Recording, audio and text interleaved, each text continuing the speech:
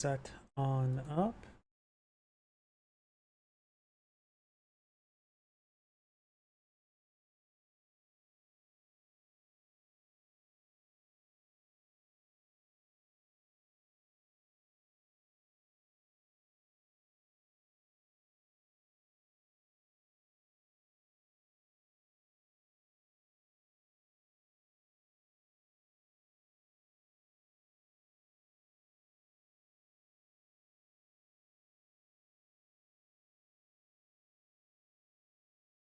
Good to go. Rumble is starting on.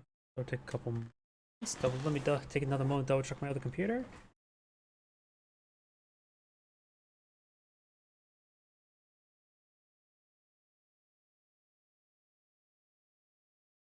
And looks like everything's good to go. Oh, disable preview over here to save some resources. And let's go and get started. Got a good number of replays. Got quite a bit from this player here. No offense to him, I want to cast some other players. So let's go ahead and go to some other players. He uploads a lot of good replays, just that I want to mix up with other players. Game here. A little bit too sensitive. Greetings everyone, and Great here for another Age of Empires 3 replay. Spot on bottom right side as the Yellow Russian, we have China. Auto Clan, China. Spawn as the Blue Inkins, we have Feron 232.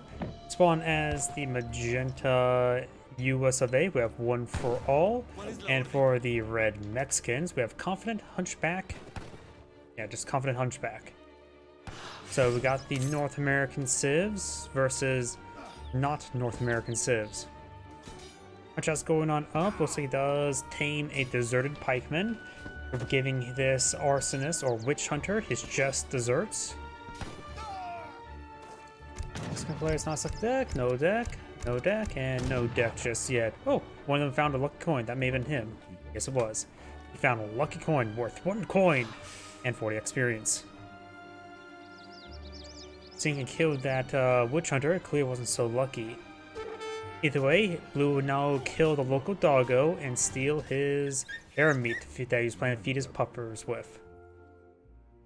Bunga Bunga is the name of the explorer, or war chief I should say. The yellow explorer's name, Valery Zolokzuni, probably randomly generated name, I can't pronounce foreign. We got Antonio Lopez de Guirtires, again, foreign. And for the United States, we have Philip Sheridan. Is that the name of a general? There's the Sheridan tank, and the U.S. Army likes to name their tanks after people. So that may actually be the name of an actual U.S. general. I'm not sure.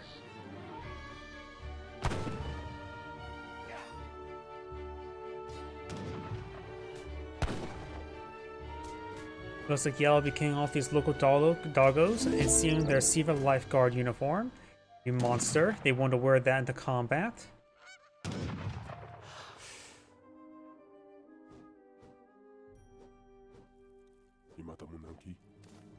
Yeah, we probably have some decks selected. We got Team OP.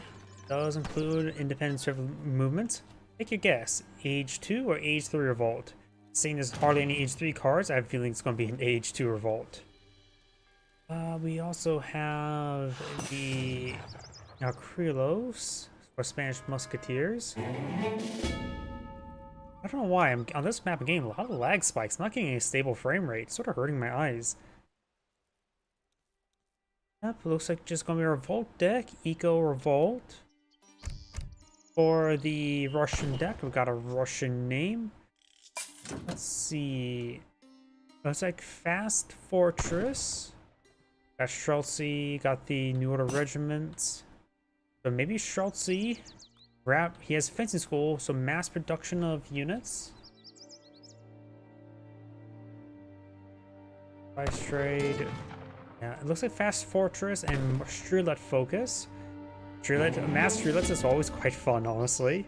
We also have this card here, which enables all your Cossacks to become Tatar archers. which is the native unit, but probably does become more of a standard unit. Shalak. All your food for coin. And looks like the native warrior combat, range infantry hit points, and range infantry attacks. We may have got Native American. Team Incan Bridges. Infantry and civilian move faster. That's not bad. Agrarian Ways. Speed. So, do we have a fast deck? A mobility deck? Howdy. And looks like this guy will be picked on off, and he can get a broken wing of Polish Hussar. He's going to steal from this dog. You monster. He's going to wear that in the combat as well. So yeah, looks like got some sort of native warrior combat.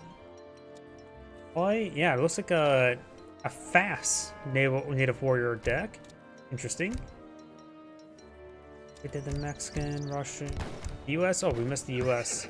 Let's see. We do have the Scottish immigrants. We also got Chinese immigrants, not Dutch immigrants. So not some weird coin build. No saloon build. And bring a whole bunch of shipments. He's also going for the meeting house wagon. Okay, but it looks like got long rifles, like a standard US deck. We do have the US Marines. We don't have the conscription card, though. Either way, we do now have proxy blue and yellow structures, southern structures. And we do got a round of Strelets pulling the field. We knew the Russian player is going for mass Strelets. Let's keep an eye on him. He's going for a shipment of Cossacks as well. We also got, oh yeah, I wasn't paying attention. We got Shimi runners here from his teammate as well. Shimi runners are a shock infantry unit, so use pikemen and musketeers to engage them. So they're here in small numbers. We've got Strelets pulling the field, which are technically a skirmisher unit, albeit a cheap one. We've got a round of Hussars there that should be very effective, reasonably effective versus the Shimi runners, and very effective versus these Strelets. We've got a round of Cossacks here, which are dirt cheap Hussar variant. Shimi runners here in good numbers, so he needs to get more Hussars. His teammate has gone for a round of Soldados, the ×2 musketeer of the Mexicans. They are engaged in melee combat. They will get some good damage on the Cossacks. Hussar is now engaging these Shimi runners. Soldados get a good volley there, picks out another one of the Shimi runners. Hussar now engaging the Cossacks, as well as a round of Minutemen.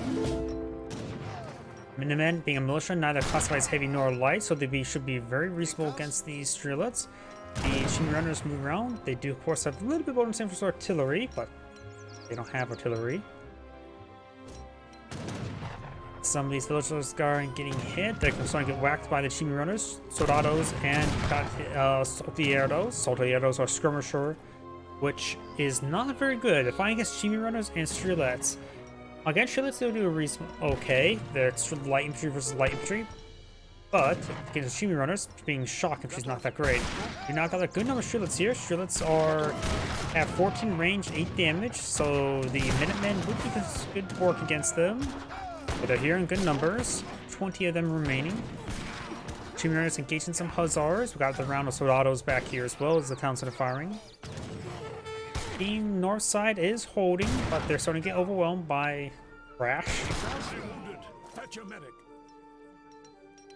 Another one, a Strelets.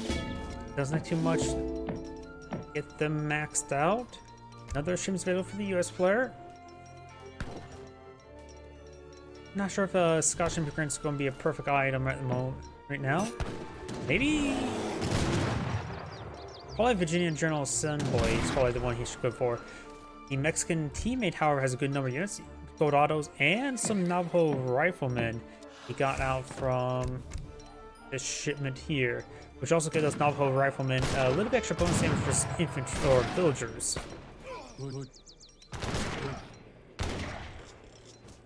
It's not going to make big importance, however, but right now the Mexican army is quite reasonable. Navajo riflemen do have quite a bit of health. They also do move pretty quickly. They are more of a counter unit as well. They have not super great range for a skirmisher, and nor good base damage, but they are, like I said, very healthy. Shimi runners push way forward, take a nice volley there. Riflemen will not be very effective versus these Shimi runners. More Shimi runners push way forward. Overall, I think Magenta just needs to get out more Hussars. They'll be very reasonable against all these Strelets, and they'll be in somewhat equal footing with the Chimi runners. I don't know the exact breakdown between the two. The general has gone down. US players now going for the Scottish High Immigrants, which will give them 6 of the Highlanders, which are heavy musketeers. 400 health, 63 damage. They do have melee resist, so they should be perfect against the Chimi runners, but of course they will see bonus damage from the Strelets. It's not honestly too big of an issue. 16 damage when they have 400 health. Yeah, do now have Hamilton Economics, which will get his economic upgrades for free. He's also going for around Irish Brigadiers, which of course will take bonus damage from those Strelets. Training post Rickshaw deployed on out.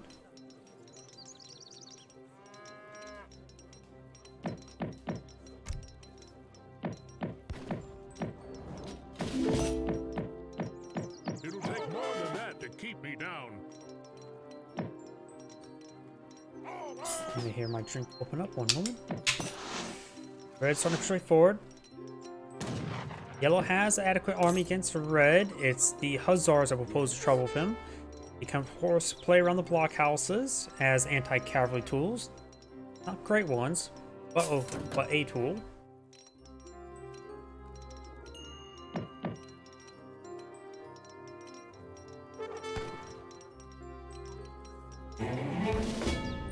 US player, I did see gone for some Irish Brigadiers, which are a Musketeer with only slightly better stats. Cost the same rate as Musketeers, at least total, 100 coin versus 75.25. But they do get benefits of promotion, that's the key aspect.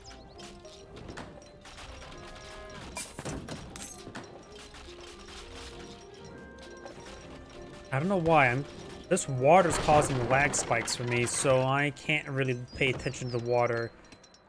I'll try to stay zoomed in, not look at the water. Maybe I should probably look into the settings and reduce water physics. After all, to be honest, water is really not important in most Age of Empires games. We got some Chinakos push way forward. Chinakos are of course a Lancer variant. Dealing 25 damage per strike. Getting some good damage on these villagers. I thought I heard the capital now blown on the field.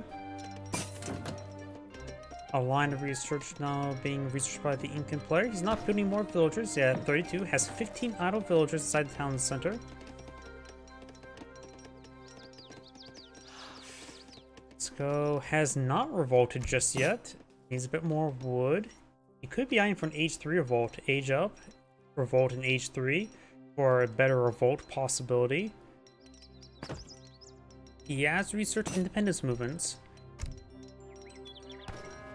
Yellow is aging to the Exile Prince. And he'll have access to more Strelets stuff. He also has a handful of recruits. Let's see what else is here. Strelet Combat. Cavalry Combat. Turing Cavalry Archers. Oh yeah, that water is really lagging my game. I do not know why.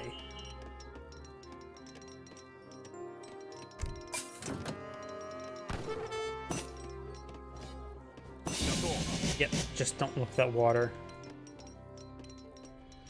Got the state capital on the field. The US player has aged up to, was that Kentucky? Yeah, Kentucky Coalfields. Now going for the rolling artillery. That will rip apart those Streltsy, no problem. As well as the recruits. The Chimi runners will be effective against them.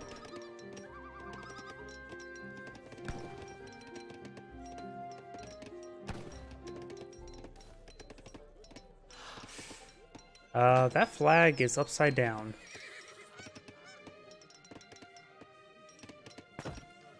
That is actually not just upside down, it's waving the wrong direction. It's not some sort of like, oh, it's some sort of reference to something. Nope, that's just straight up a sideways flag that's waving in the questionable breeze. You now have the Russian American Company, which will give him 2 blockhouses. It also improve his hunting rate by 30%.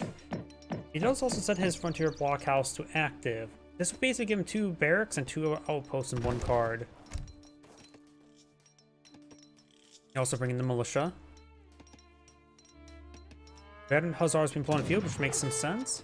Russian is eyeing for Sonali Valleys. That's a Mexican player. It gives all natural resources increase.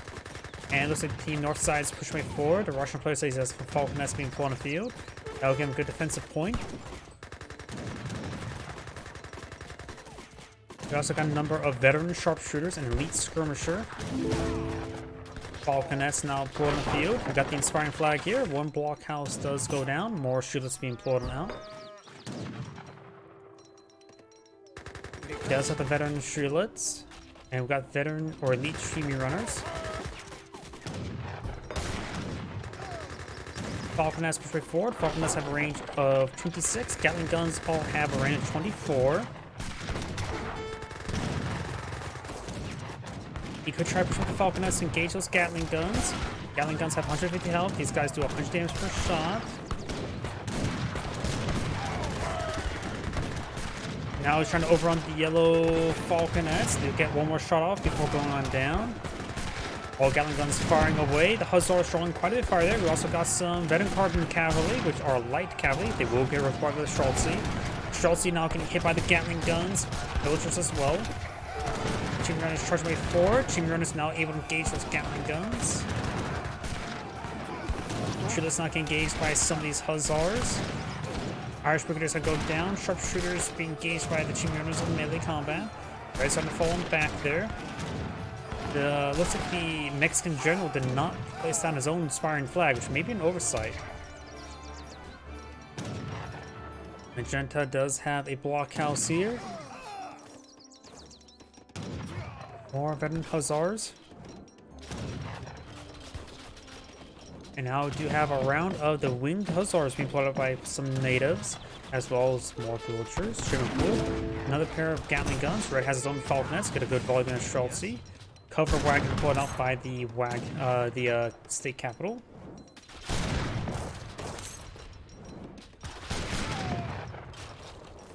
The U.S. inspiring flags not getting decaptured there.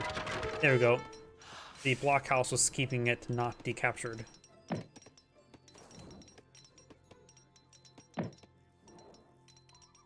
Of course, got a couple of Incan war huts here.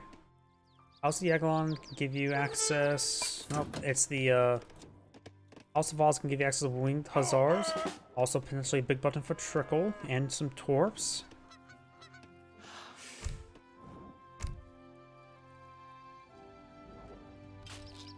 Huh, some odd reason the water up here is not like the water down south is. I do not know why. Winged Hussars.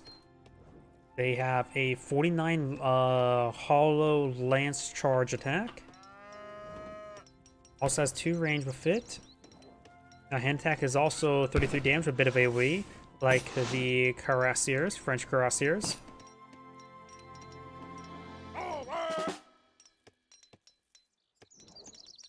So primarily they are just a powerful charge attacker.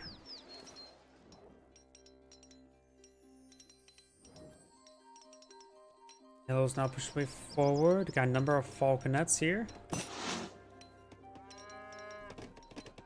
And a general or war chief going down there. Can't be staring at that. We got now 2 red Falconets, 2 magenta Gatling guns here. Magenta, what is Magenta going for? He's going for the Pulaski's Legion, which will give him a round of Prussian Uhlans. This will give him a nice little burst of cavalry to help deal with some of the Streltsy. Magenta's printing post is starting to get forged. Blue also has a pair of town centers down here. He had a ×2 town center card. More than that to keep me down. Yellow's ready to push forward, and blue as well. Red has an army. Magenta does not feel like he has an army, at least over here. There's Magenta's army. We got a good number of the Uhlans and the units now push forward. Gains good damage here. A bunch of Yellow's villagers starting going down. Red's army have gone down, and Red losing his army like this means, sure, they will kill off some yellow villagers, but the Red's going to be knocked out of the game very shortly. Now here comes the cavalry. The recruits cook on the melee mode. Shooting the various heavy cavalry won't be half bad as well.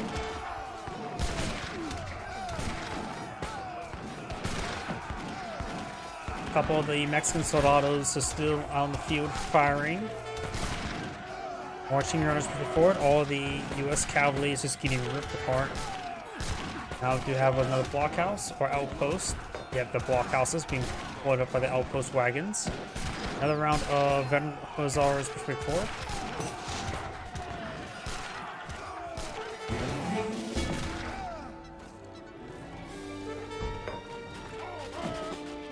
Good damage there, more outpost wagons. There goes that. Yeah, the outpost wagons are just desperation, and it will not work out. And looks like Magenta's back out of the game. Mexico should be next.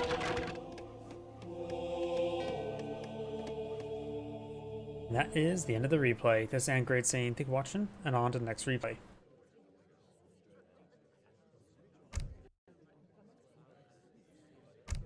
Sorry, I just thought I saw something weird on my other computer.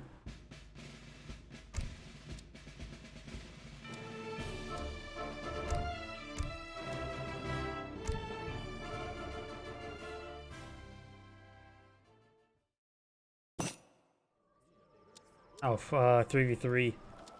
Oh, it's also sideways and diagonal at the same time.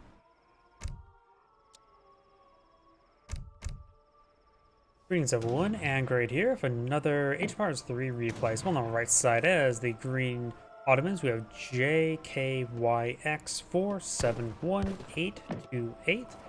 As the magenta French, we have Philo Bally 3. And as the yellow Swede, we have Farabron 232. On the left side as the Cyan Dutch, we have Terrible Age Player, who's casting one of my replays. As the blue Japanese, we have Melting Burrito. And as the red US of A, we have Chode Muncher. Please stay away from me. On this map, we'd have a very important native, the cow, or in this case, the yak. They like to talk back, so don't give any slack. Up north, we do have, looks like he did find Mongol Scout. They may start with Mongol Scouts on this map. That can help them find the yaks. Pretty easy to find them, they tend to yak all the time. Magenta's taking out some of these local kitty cats, and we'll take their spruce trees. Mongol Scout. Okay, it's like an envoy, but just fast. Same damage, no bonus damage for his guardians. They do have a special guardian attack, though. Yep, yeah. Also, the natives, we got the Tengri Shrine, gave you access to Tatar archers and the Tengri wolves, some local doggos. And of course, we got the Shaolin Temple, which gives some ratchet shields, shock infantry. Let's see. We have a team card here. All villagers and fish boats gather 8% faster. That's probably one you should go for immediately because that'll be a plus 24% effective gathering rate for your team. Or effective for one card. I don't... Oh, we got another team card here. Increases damage for all artillery and equips samurai with a siege mortar. So, gives your artillery plus 10% attack. That can be quite nice for some builds. He also has a US ally, and Gatling guns could use that. Some other cards here. Let's see, Samurai, Daimyo, and Shogun's attack and hit points increase. So we do have a Samurai deck? I'm all for it. We got also Yumi Archer attack, Ashigaru Musketeer attack. But it looks like overall a Samurai deck. Let's see, the US player, the meme. I always want to see if he'll go for this deck. I'm not sure if it's a meme deck or not, but it looks like an outlaw deck or a saloon. It is coin. You got capitalism, Dutch immigrants for more coin generation, German immigrants for more villagers. Advanced saloon, increases your saloon population by 20, adds +2 build limit to your saloons. So, that can also get a bit of coin generation, bit of extra housing. Let's see, what else do we have here? Lee's Legion. There's a number of carbon counting. Enable them. U.S. Marines, no conscription. We got Team Gatling guns. Gotta get more DACA. And yep, that's all the spice in this. A bunch of other various cards. Oh, wait, that's medicine. I think the Aztecs can get like a team medicine, can't they? Either way, let's see the Dutch. We got East India Trading Company. Those that got some sort of bank boom. And also saloon houses, or theaters, I should say. We got Dutch States Army.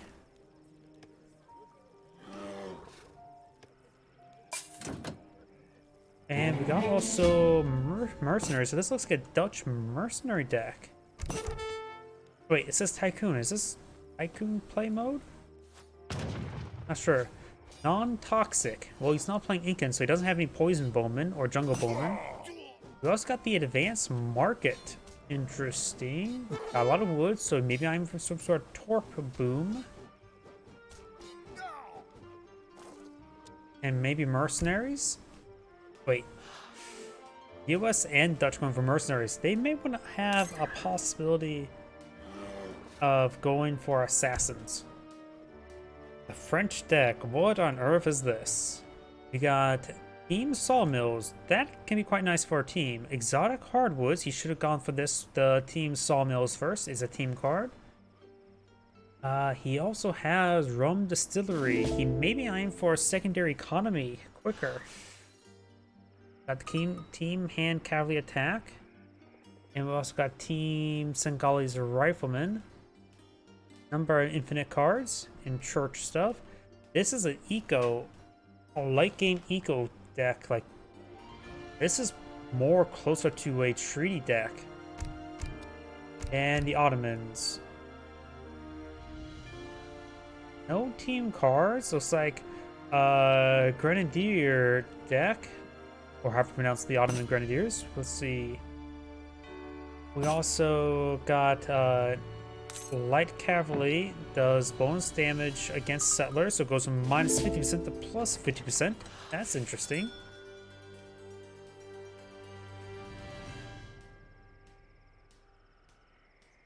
Yeah, looks like it's going to be a Grenadier deck. And Grenadier and Cavalry Archer. That's interesting. Cavalry Archers can help engage heavy cavalry, while the Grenadiers can engage all the infantry and buildings. We got the Scout here. So he's going for a Boston Man with a scatter gun and a holy mackerel. So definitely a bit more of the fun decks, which I'm perfectly fine with. Fun decks are fun. Artillery Foundry, Market. And we got the Dutch immigrants. The advanced saloons have not been deployed in the field. US, they only can build with what? One saloon at a time, right? Until they get advanced saloons? Or is their base is 2? I forget. I think the US may get 2 base saloons, though I cannot remember. Yellow's asking why you both skirm. Let's see. Magenta is the French, which is more of eco deck. It says Sengali's Riflemen, but this is all range infantry attack. So nothing there. Maybe he's asking his teammate to go for skirmishers? Because this is not a skirmisher deck.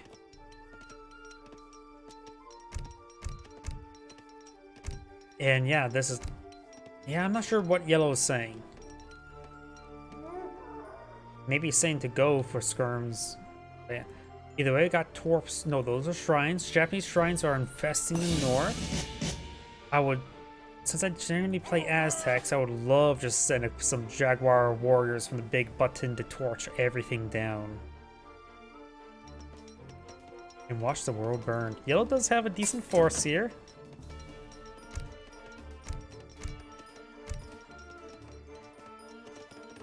We also still got some yaks on the field. Oh, I hear some gunfire. Not sure where, though.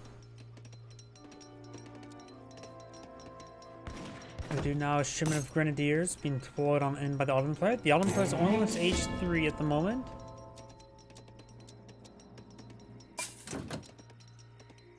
Yep, right now the Ottoman player is only on H3. I'm sort of surprised about that. You got the church improvement for the Dutch, which will give them red lancers if I remember correctly. Probably incorrect.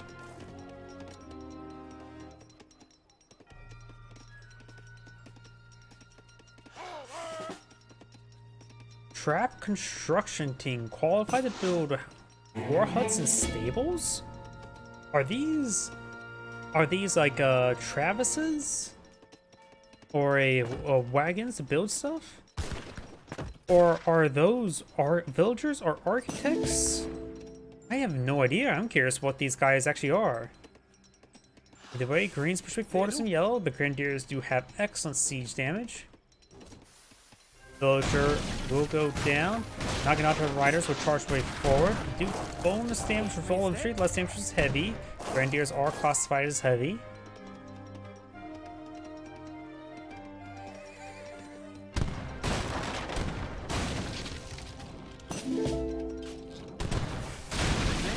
Carolines do bonus damage versus heavy cavalry at range. We got heavy or light cavalry. We got some carbine riders coming to our flank. Leather cannons are a good anti-infantry tool, but right now they're fighting against a whole bunch of cavalry. The Carolines will be useful against these heavy cavalry at range. Their melee attack is not bad either. But as of right now, the Ottoman composition of these Grenadiers are not panning out as well. He does have a handful of dillies, which are nice and all. Looks like Blues cavalry has gone down, reinforcing Azap's going field. Perfect deployment. They are anti-cavalry tool. Bonus damage for light cavalry at range, pretty good multipliers. And bonus damage for all cavalry in melee. They are also classified as heavy infantry. They're a weird heavy infantry unit. They're basically a ranged pikeman. These, honestly, as well as the bonus damage only gets light cavalry at range as well. They are a mix between light and heavy, while just straight up being heavy. Convoy does get sliced apart there. Naginata Riders coming for a flank, but there's way too much here. Red has not deployed out any military forces to assist in this defense. Blue's been, of course, deploying some more Naginata Riders, but he's streaming them one at a time, which is not a good idea. Some Yumi Archers on field. Good against Azap and against Carolines. There's a shipment of Irish Brigadiers blown out by Cyan, which are Musketeers are slightly better with veteran seat capability, and they get annihilated by all the grenades and leather cannons. Red, where is Red's army? Let's see, Red is the US player. Going for H3, going for a round of the regulars, going for economics now. He has a large amount of food, so it's just not pulling his stuff. Got a round of Ordo Baristos, Esteros, which are the Portuguese ally. Grenadiers can get a good volley there. Got some more carbon cavalry here from Red. Carolines have gained good damage onto them. Yellows and Greens armies a little bit stockpiled. We haven't really seen much from Magenta over here. Magenta's the French, who has the lowest score. What's the French player doing? French player is not aged on up, has 22 villagers. Avios has good numbers. So I'm not sure what the French player is doing at the moment.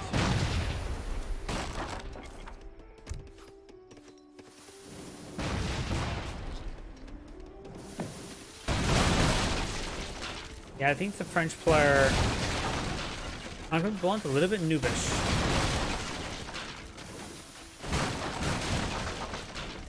He hasn't really deployed much in the field, and he has the lowest, well, the Japanese now has the lowest score, but he has not really done all too much. Going for a round of crossbowmen and pikemen. Signs getting torch, got a round of regulars.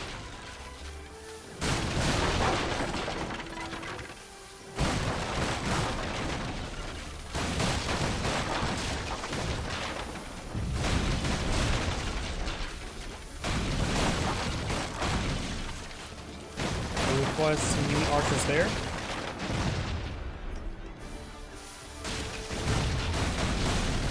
Red is now going for a town center wagons. Over a shipment of Gatling guns.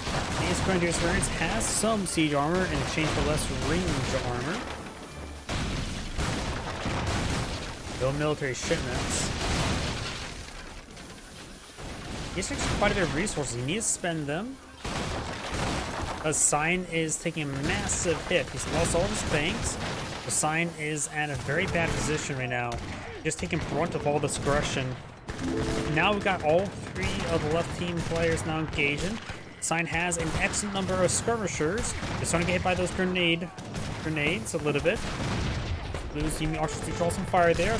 Regulars push forward. Naginata Riders trying to engage as well. Gatling guns in excellent numbers.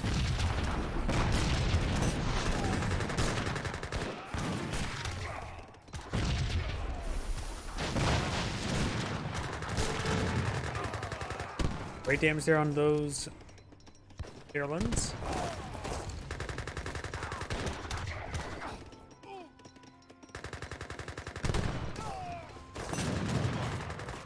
Green says back to yellow. He's gonna have to leave that leather can behind. Overall, great push by green and yellow. Sign is pretty much gutted. Commander? He has a good number of villagers still alive. I don't think he lost many villagers, so he can recover. He also has enough resources for an age up. Oh wait, wrong age. He needs more food in order to age on up. He has 2 shipments available. Let's see. Shipment food, which would give enough food to age up. He may want to go for that. Went for Jaeger. Not sure what he's saying. Some ways to point out Jaegers, I guess.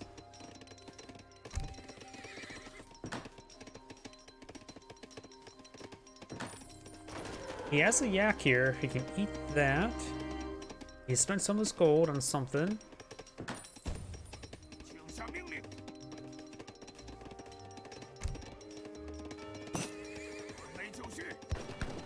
He's not building town center at the moment. The Mongol scouts in the way. There we go. Explorers building the town center now. Bank now going on up. 2 shipments available. What would I go for? Maybe the fort, honestly. Master Regiment could be okay. He has enough coin for it. I'll be happy to just age up and get the factories out and just start pulling out the heavy cannons.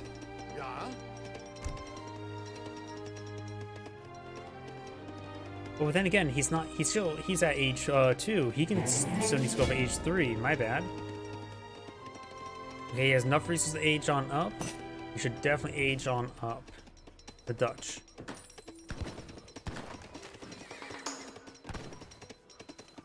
Informer's ability. So we do have that ability available for the Japanese.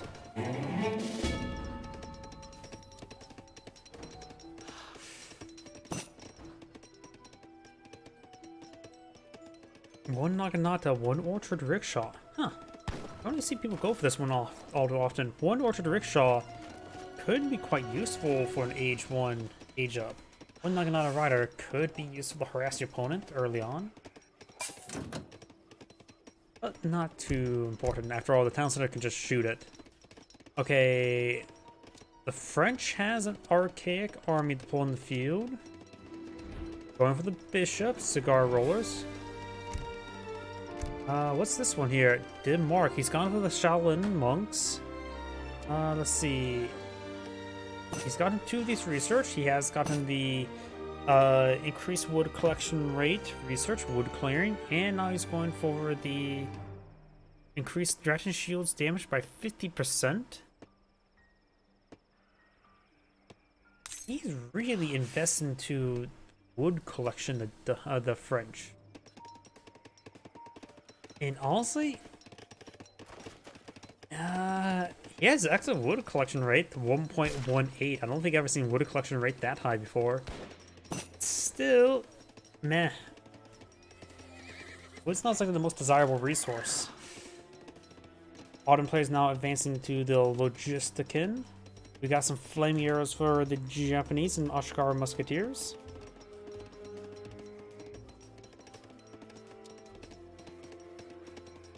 Sea drill from the US. Looks like team left side is going to hunker on down.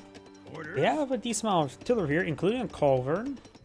And now do have Vermont. Isn't Vermont like the 14th or 16th state? I know Kentucky is the 15th state in the United States. So it's sort of surprising to me that Kentucky is not an H2 card, rather than it is an H3 state. I would assume they could do like the first 5 after 13 to be H2, then the 5 after that to be H3, then the 5 after that to be H4, and 5 after that would be H5.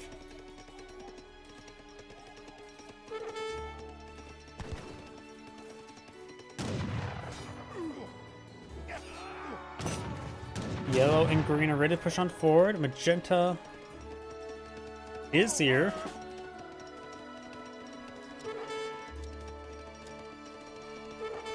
Now going for refrigeration.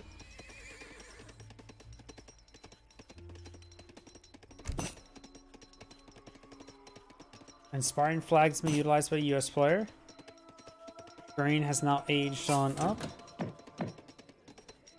Okay, yellow wants some falconets. And green does go for a fort upon aging up, which, seeing he is the more exposed person, that's actually probably not a half bad idea.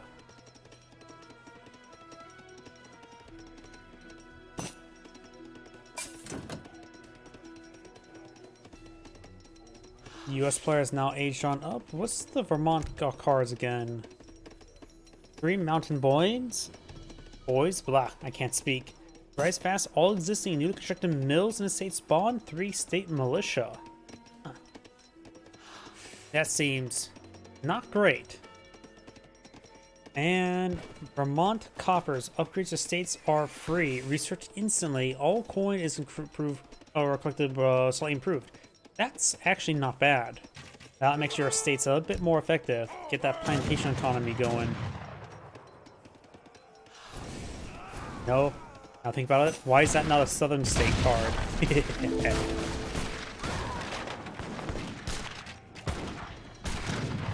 Looks like Magenta's force will be cleaned on up very easily.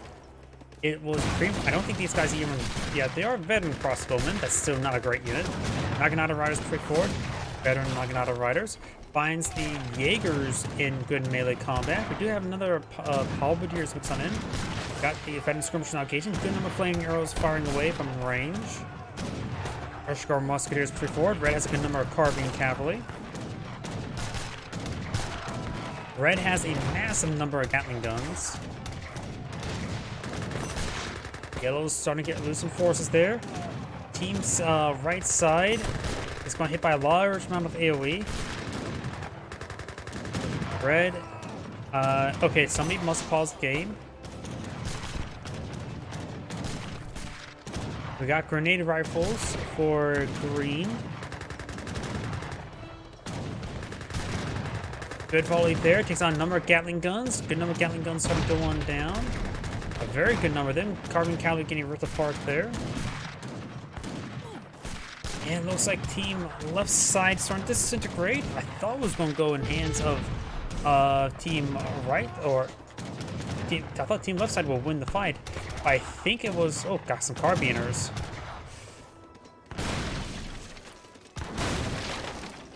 I thought that was going to go in the favor of the Gatling guns, but those grenade rifles did excellent work against them. Times 2 damage versus artillery, and they have a bit of siege resist. Just enough to stay alive.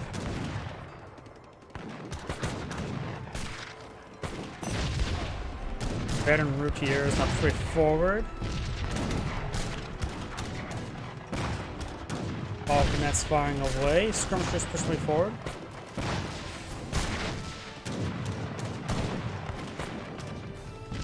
More Naginata Riders being pulled on out.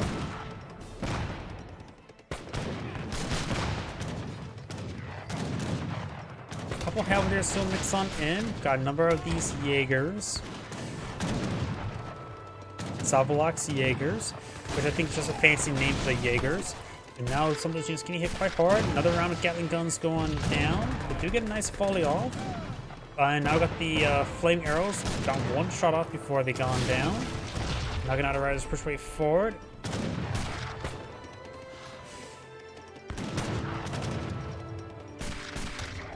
The French player is now aging on up, going for the Papal Guard. And the castle does go down. Green and yellow doing quite good in this 2v3.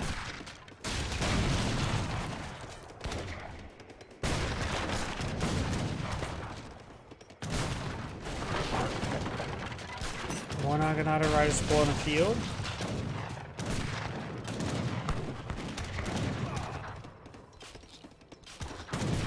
Cyan does have some stuff here. I don't think you have those factories though. Heavy cannon could have been very useful. More readiness been put up by the Ottoman. There's a big round of horse artillery and Gatling guns. We've got massive amounts of artillery now pushing way forward. They will report those halberdiers among some other units, getting some good volleys there. Halberdiers now engaging the horse artillery melee, but they were not successful. They take out only one of the horse artillery there. Jaegers taking some hits there, as well as the halberdiers. Do we have the rolling artillery, or what it's called? Yeah, coffee mill guns, so now the Gatling guns are fully automatic.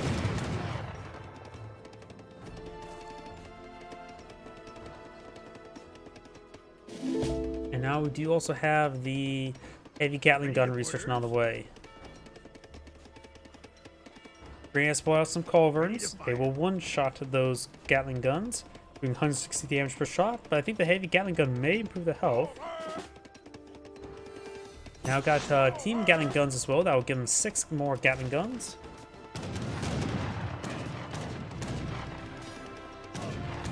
The US player has both factories on the field. The amount of Jaegers on the field, they may need to go for assassins and spies. Horse artillery have 200 health. Gatling guns with a heavy Gatling gun research do have go up to 188, so they will no longer get shotted by the culverins.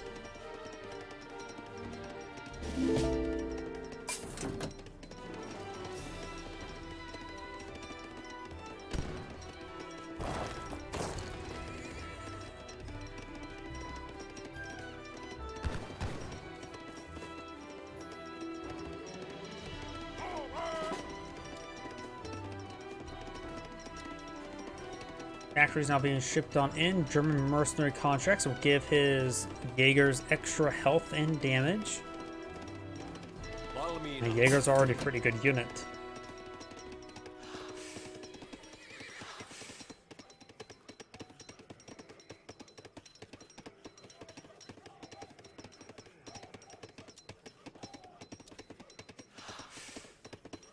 The Ottoman player does have quadruple town centers. He's going for mercantilism now.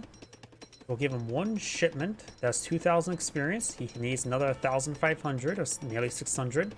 Has quite a bit of food. So yeah, probably the factory would be good. Nope, he's going for Specky. Yellow and green ready to push way forward. Magenta.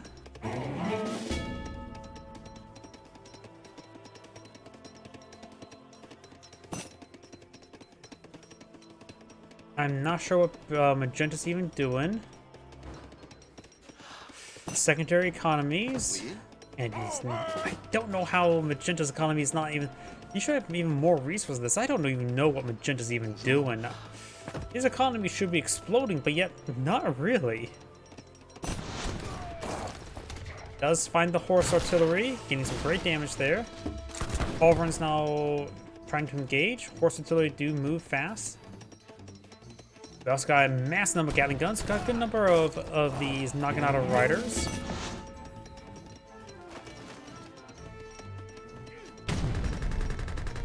Carbiners or Routiers to take some damage there. That's archery forward. Naginata Riders trying to push on in. Horse artillery should focus on these Jaegers. Get a good volley there. Got a number of the grenade rifles now raining on in. Naginata is pushing way forward. Gatling guns engaging the cuirassiers. And the Gatling guns getting some good damage on those cuirassiers. They're, of course, an Age 3 unit versus Age 4 units. Knocking out a riders straight forward. And looks like I'm starting to get hit by the sound bug. My apologies. Team gains like to cause the sound bug pretty quickly. Oh yeah, his teammate does have some Gatling guns as well. They're not the Coffin Mill guns, so it has 4 attack speed rather than 0.5. Good hits there. And all those Gatling guns do go down.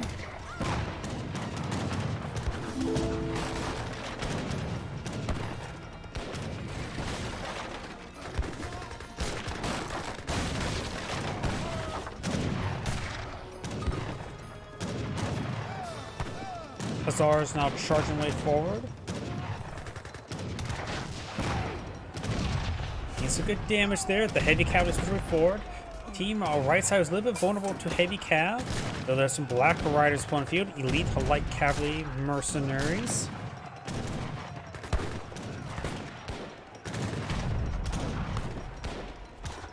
Much of the heavy cavalry has gone down, but they did some good work there. Now got a round of pikemen. Swiss pikemen pulled up by Cyan.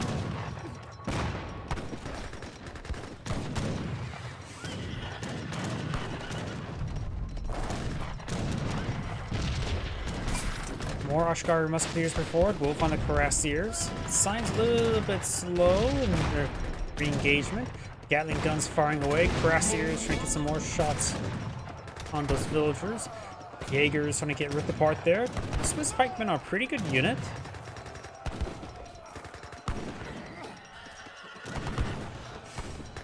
Swiss pikemen are one of, I have a bias towards them.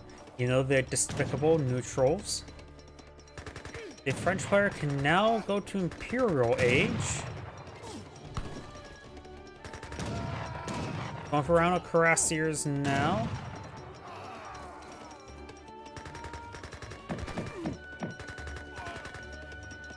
And the French player is at pop capped.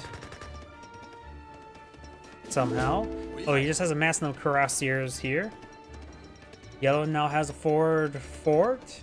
We do now have the Dromades. Might as well get Imperial Age going.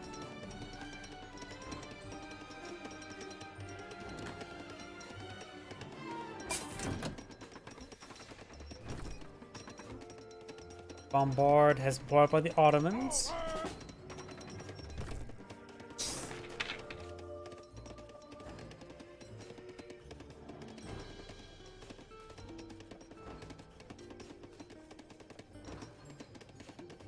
All the Japanese players not advanced to the Industrial Age, or just did. Going for a stable now. I wonder what landmarks he's gone for. Golden Pavilion, the Buddha statue.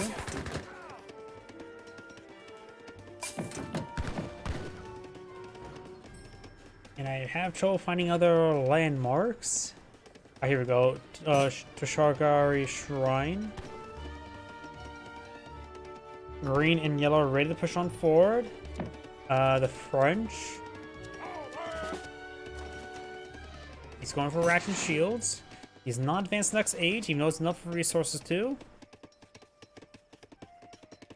Green and yellow are pushing the way forward. Well, these green coats are in fact yellow's units.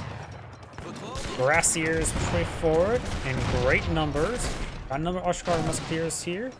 There's, however, a good number of routiers help engage against them. Bombards firing away. Gatling guns getting great damage on the Jaegers. Honestly, if they get any sort of AoE damage, they'll be just fine. Cuirassiers starting to get drawn, hitting some infrastructure, which is not good. They need to start hitting units.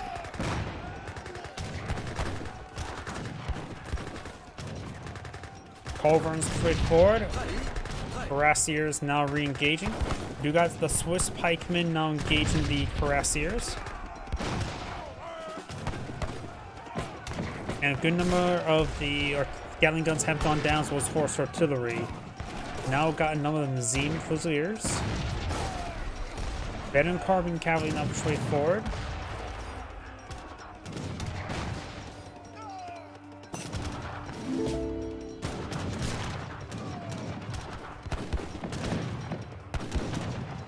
We've also got a round of Discipline mounted archers. Carbon Cavalry trying to find some hits there. And the Garnusian Fusiliers. The bonus damage is heavy infantry, and they are themselves heavy infantry. More Gatling guns going field. Crassier drawing some fire.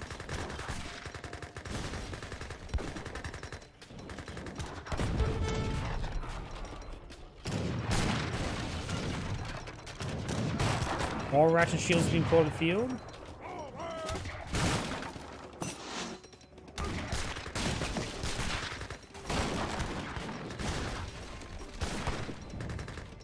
Nazim Fusiliers taking some damage.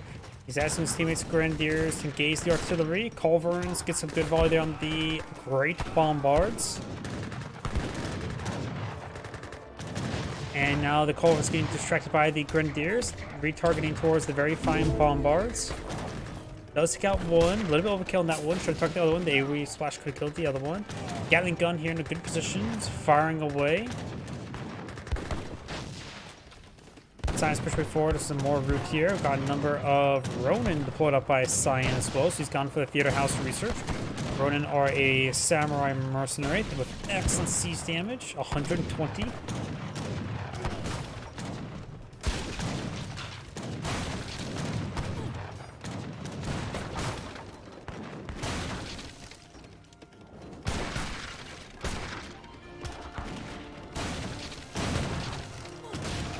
More Routier now pull on the field.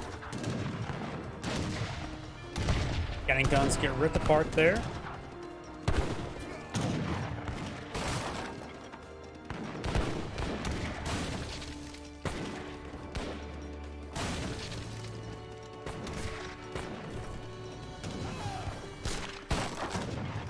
Now it's a team left side just getting knocked out of the game. A pretty good 2v3 for the most part. French player still could go to the Imperial Age.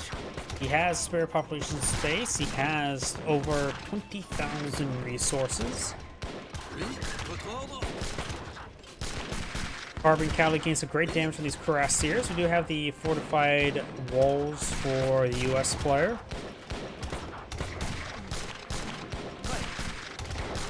Carbine Cavalry are not guard variant.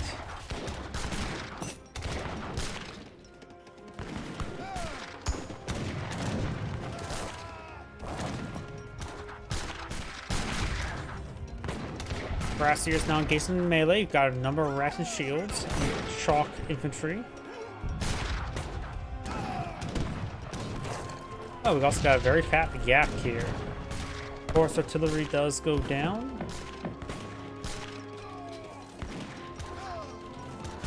Red's Carbon Cavalry does get killed on off. Yeah, this game's pretty much over. And the Swedish player and the Ottoman player has gotten age 5. US players backed out of the game. And it looks like they're starting slow on backly go out of the game. So I'm just going to fast forward.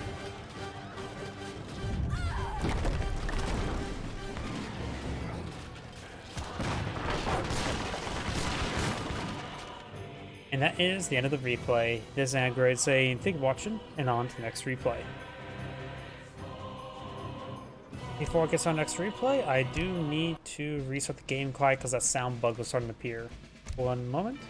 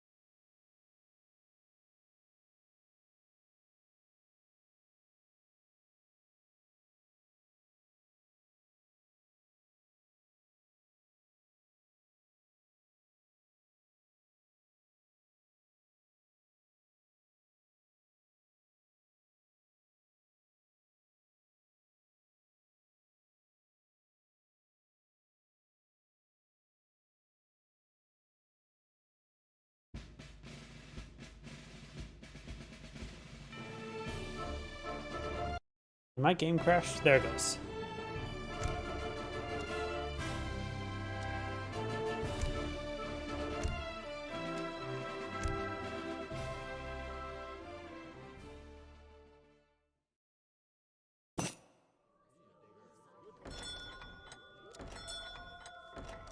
Oh boy, that's way too sensitive.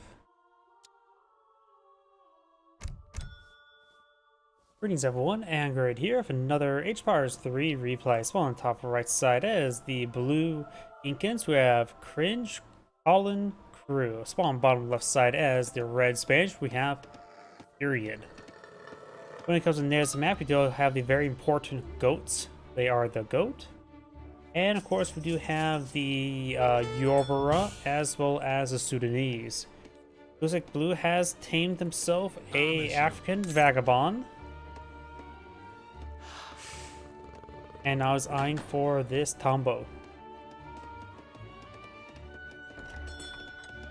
Francisco Rodriguez just built his own trading post.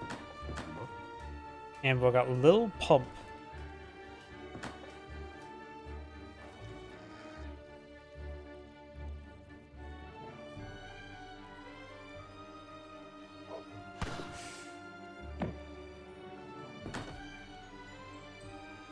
Contra House now being built. We may see some Contra Boom. Either way, ostriches are being collected on up. Premium emus. Oh, we also got Don Gato, who's taken some hits there. Probably from one of these natives. Red has found a goat. And the goat will be sending at home. For that, he will play a game called Goat Simulator. That should be a good way to teach the goat how to be proper goats, right? Either way, Incan player has now got units for it. So this is using the Citadel, the Machu Pikachu. Let's see, we also got the Warhood Travises, Combo Travises. So yeah, this is going to be a bit more defensive deck. I'm going to see a whole lot of multipliers, a lot of military shipments though. Can't really tell. C1 got Chimu support here, as well as the you got a Plume Spearman temple card in Age 2. Red will kill off this kitty cat. The dog may have gone down. Red will pick up the treasure. And does get 80 wood there. The explorer does need to get on out of there. He's going to take time to kill the Vagabond, and the Vagabond does go down. He will not be able to beat the War Chief. The Aztec and the Incan War Chief have higher stats because they're melee only. And actually, no. Oh, that's a different dog. We got Pablo here.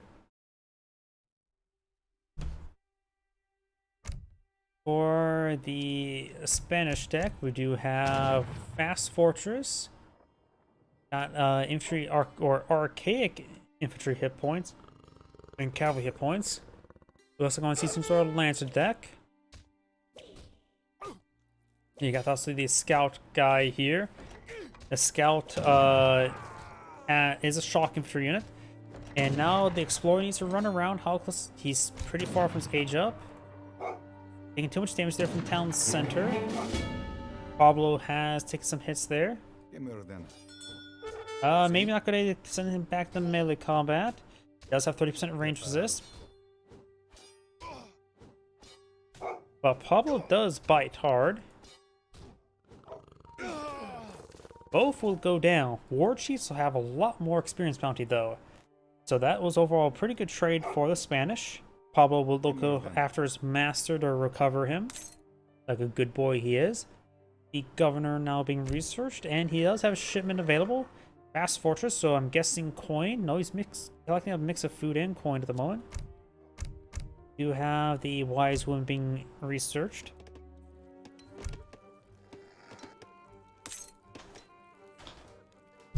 And now we do have the Community Plaza.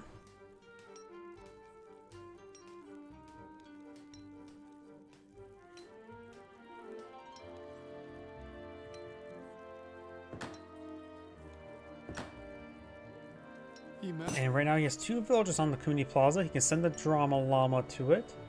wherever it may be. Not sure where the llama is actually at the moment. Oh, there it is.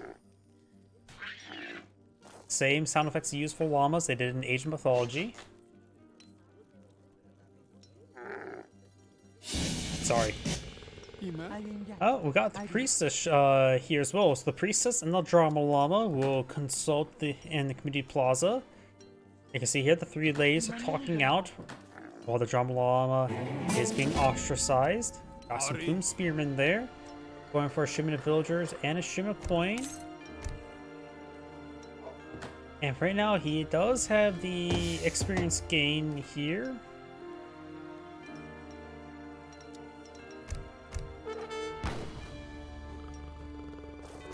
Spanish player is going for a shipment of wood. And he will obtain 70 coin.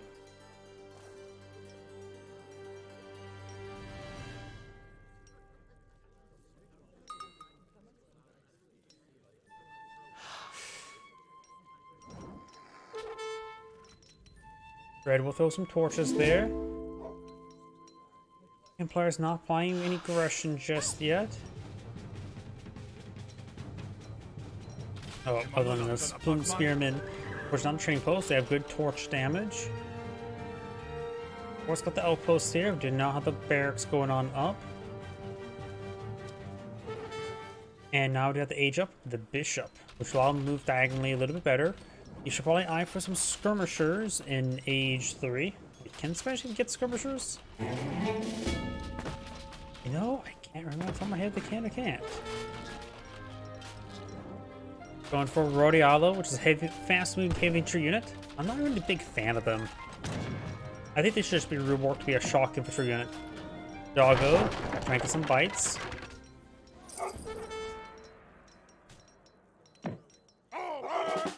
Now we've got more dogs here. Pablo's taking some damage. Pablo does go down. Mariposa's taking quite a bit of damage. Paco and Kavesi's going down as well. Kavesi's goes down as well as all of them. Just leaving Bonito remaining with last of the dogs. Bonito goes down. Going for another round of dogs too. Now got some Rodialos here. Rodialos do 11 damage. Plume does 13, so they are inferior in damage. Rodialos have 155 health. Plume Spearman has 170. So yeah, Rodialos are worse than Plume Spearman in melee combat. They do cost 100. Plume Spearman do cost, I can't count in time. But due to the numbers of the Rodialos and the local doggos, he's good damage there. Reynosa, Leia, and Nako. And the Explorer does get picked back on up. Has a good number of Rodialos. Going for a shipment of Spanish gold and a shipment of wood.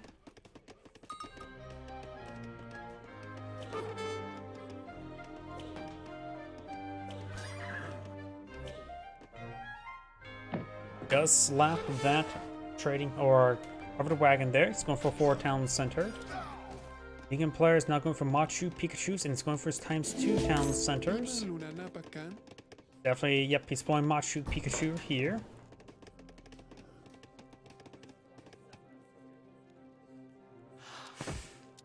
And right now he's spawning out warriors from his community plaza.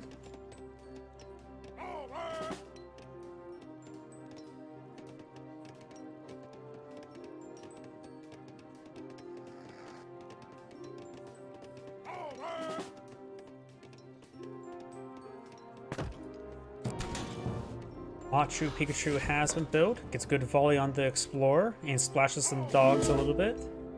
Yeah, he can get skirmishers. I don't know why I couldn't think he can get skirmishers or not. Wait, I think the Spanish can't get halberdiers. That's what they can't get. Town Center Travises now being pulled on the field. Bit of travesty it is. We're now going for shipment of priests. Priestess. What was the limit on priestess? 16. And you should be able to build more priestess from the Citadel. Oh, that's why he's going for warriors. You can throw them inside of the... whatchamacallit? the Citadel to get a little extra firepower. Not bad. That's something to remember.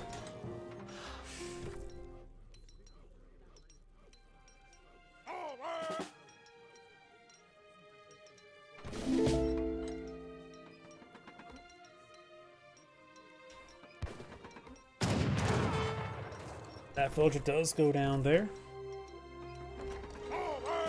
Does go for...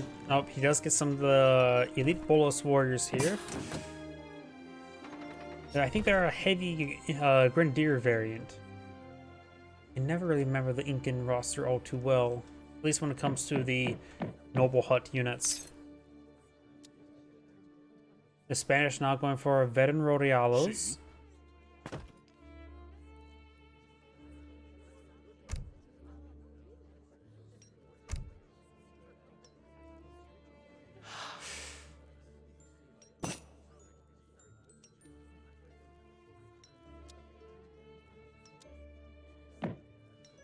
Seven more Holocaust being shipped on in.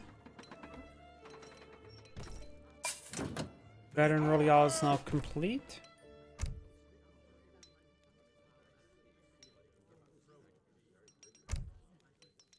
In those Bolas warriors, you may want to go for some Lancers.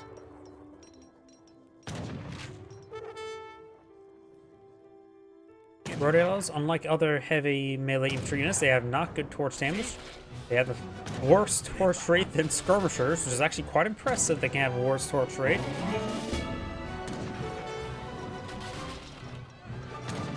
Elite Bolas warriors, they do less damage versus infantry. Okay, so the anti-cavalry tool, which is actually... Oh no, that's guardian attack. Range attack is... Yeah, still less damage versus infantry, so they're a light infantry unit that is actually a heavy infantry unit. Okay. Skirmishers doing some great works there. They do have a bit of AoE as well, so I can't really get a good so AoE anti-cavalry. Of course, got these Holocausts, which are the Grenadier variant. They don't do bonus damage, so they're more similar to, I guess, Obelisk guns. There are infantry, there are siege unit, there are siege trooper, but they're not light nor heavy infantry. Townsite still receives some fire. Got some more Rodialos here. Skirmishers now engaging. Skirmishers should be relatively decent against all of these Holocausts, but against these Bolas warriors, they neither do heavy nor... They're not heavy nor light, so they won't do any bonus damage or negative damage.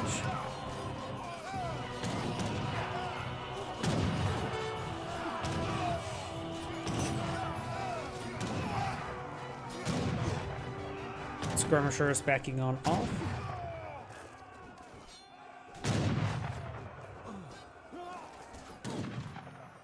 We also got the damage stance from the community plaza. And plus 13 damage. Is now going for shipment of Bolas warriors. Going back to the warriors, which he may have exfiltrate the warriors out of that Citadel.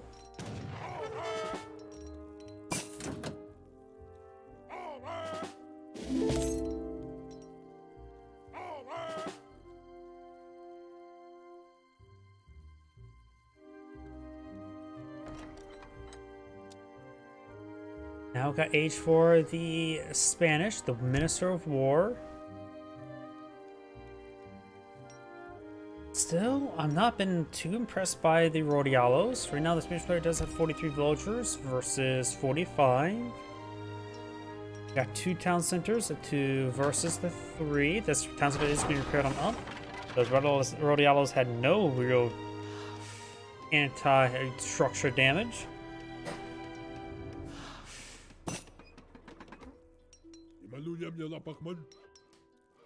See, these Holocausts do bonus damage for artillery. They also have 21 range, so they have pretty good range. They also have 21 range siege attack as well. More Rodialos being put on field, they will be very effective as Chimi runners. Those are shock infantry units. Rodialos will do bonus damage versus shock.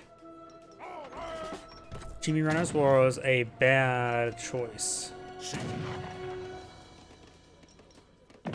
Now we got Imperial Age for the Aztec. He does lose a villager there.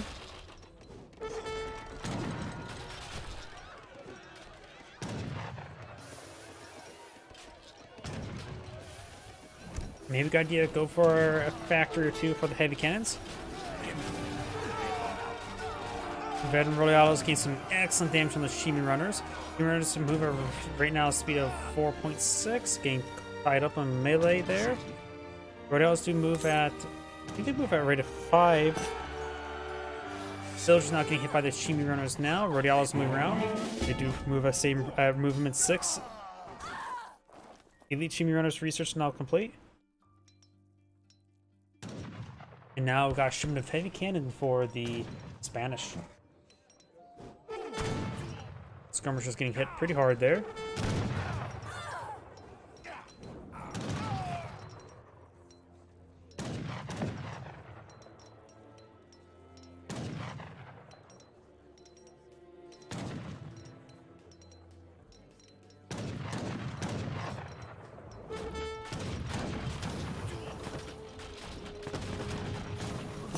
More housing being built.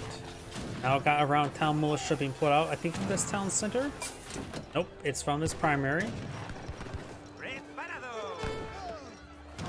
Nope, it was that one. More skirmishers being put up by the Spanish. They got 92 versus a population of 144, so the Incan army is quite large. Heavy cannons push way forward. And now we've got the Macemen, which are an anti-structure unit, I believe.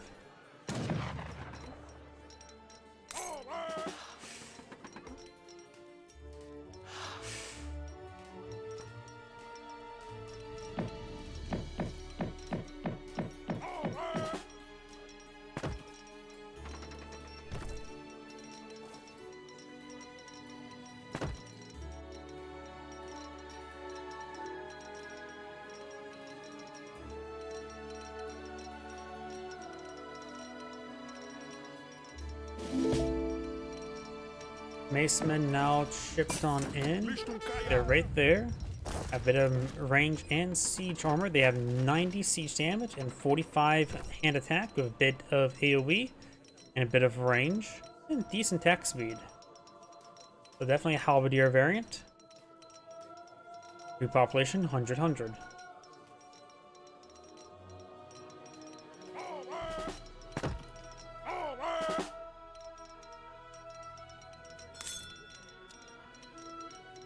Now I've got the factories being shipped on in.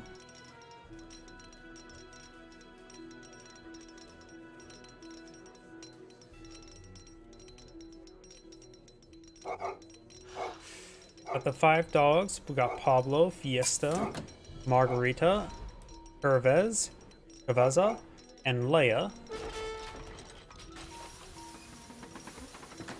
Guess he went for the H-type, does not include Guard Rodialos. Got the factories on up. Spanish army said he has half the population size, 50 for 68. Now got the archaic at the melee infantry combat. Probably should have gone. Oh no, that's the Incan player.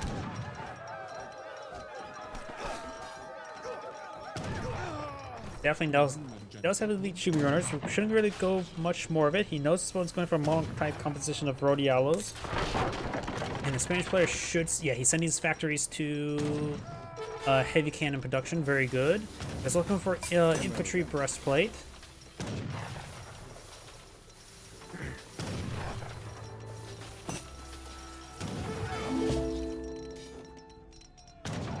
Spanish Explorer will go down. His Rodialos have a bit more health now. I still don't rate them too highly. There's way too many Chimi Runners there. Chimi Runners going to be hard countered by the Rodialos. If can see be just directed towards some infantry units. And Chimi Runners do collapse on into the Falk or the heavy cannons. There's simply not enough Rodialos to stop them all. More Rodialos go on field. Both heavy cannon has been destroyed. More Rodialos being deployed now and shipped on in.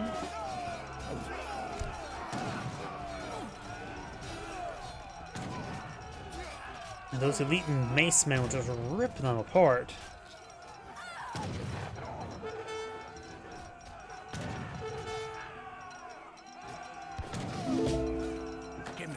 Got some more Rodialos here. He does spot the 2 factories. First cannon will be out in another moment. And right now, Red just gonna get ripped apart here. Rodialos have to rely on speed as their advantage. They're more probably suited to hit raid villagers than trying to raid your opponent's army. Overall, villagers have. I don't think Red can pull out victory now. Factories being under siege, trying to go for some horse artillery, and Rodialos just did not pay out at all. Rodialos just managed to speed. They have no significant stats. In fact, their stats are quite insignificant for the price. Like Musketeers have better melee damage, and they have the same cost. That's how bad Rodialos. I have no faith in Rodialos. I'm just going to push straight a point. Let's put that blunt and simple. I just think Rodialos need a buff and rework. Either way, this is Angrade saying thank you for watching, and on to the next replay.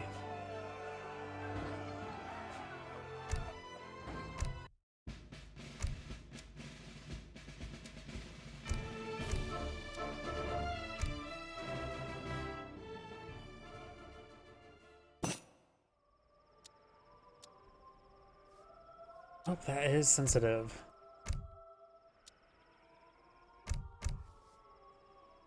Greetings everyone, and Grade here with another Age of Empires 3 Elite replay. So on the left side as the Red Incans, we have Cringe, Crawlin Crew. On the right side as the Blue Italians, we have Carp, who's going for a market. He is investing his wood into the market.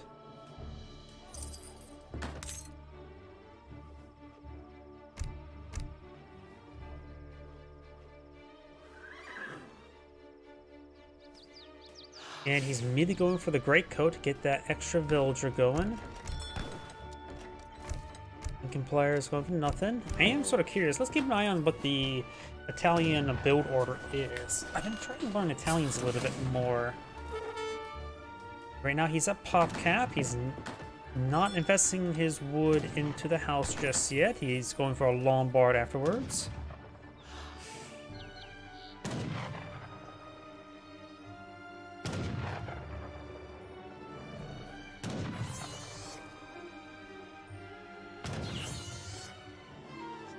Monkeys do go on down, and the treasure will be claimed. Hunting doggos being shipped on in as well, which will also give another villager. You know as well, the upgrade also queues up the 1 population. You can't go over with that. But the house will be built before this villager gets completed.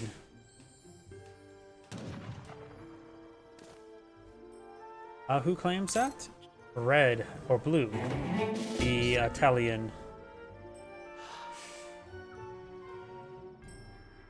The Italian player has a shipment available. The Incan player has unit for it, which does give him exotic hardwoods. Does have the Machu Pikachu, so we're probably playing around that.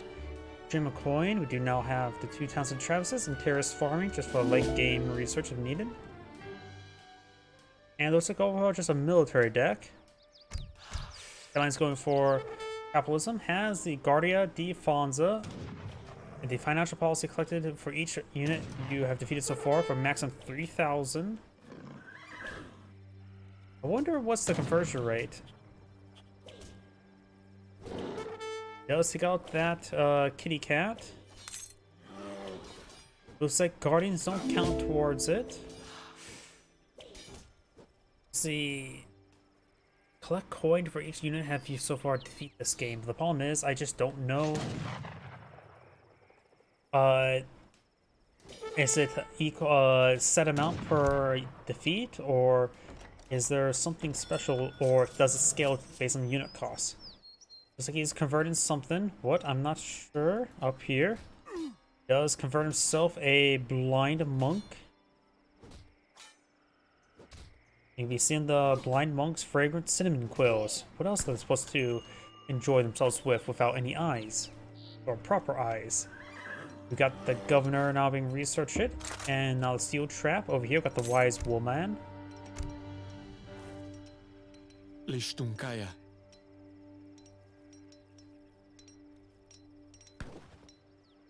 One Lombard has been built. Going for another Lombard.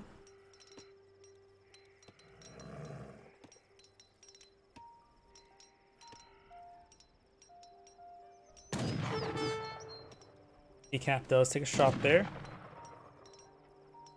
The kitty cat has recovered.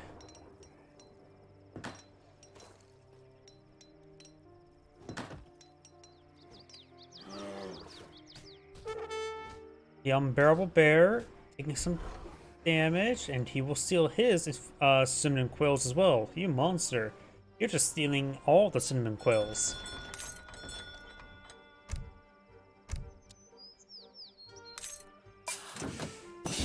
The governor has now been researched. Which one was that? Okay, it was Outpost and 200 coin. I've been investigating the, like I said beforehand, I've been investigating the Italians a little bit more. In theory, I've been trying to... One reason why I want to learn how to play the Italians a little bit more is because they have my favorite Revolt deck, the Brazilians. And so I think Brazilians can go quite well with the Architects and building mass town centers. And I really think as well as I can go for the Governor to get you 2 crates of coin, and then go for shipment of coin, which will give you 900 coin shipped out, and capitalism to help supplement your Architect deployment. Basilica is now being built. And he has thrown some food and coin into the Lombards to get them going.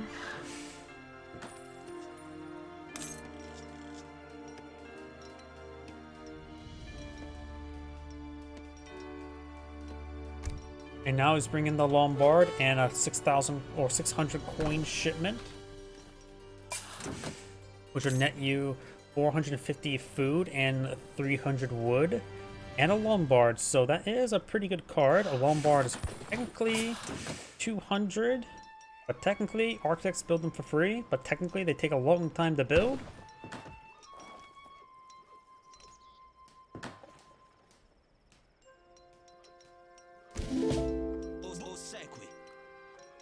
Lombard's now available. And I'm not sure what he's planning for that Lombard. He's going a bit farther forward with it. He throws some torches onto it, but will be built in no time.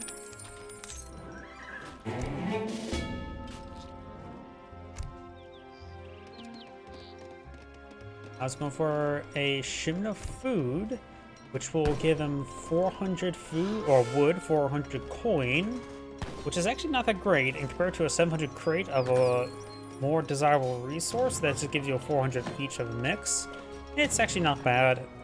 It's not a card I actually more look into it. Oh no, he went for the advanced politicians. He's aging on up, going for the marksman. Can't remember what that gives you, but I think that gives you a round of passive ears, right? Training post is under fire. He's just getting hit by the various scouts and converted natives.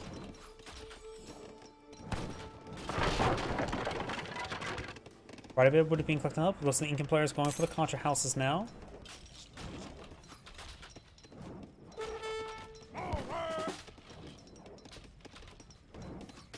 Round of musketeers.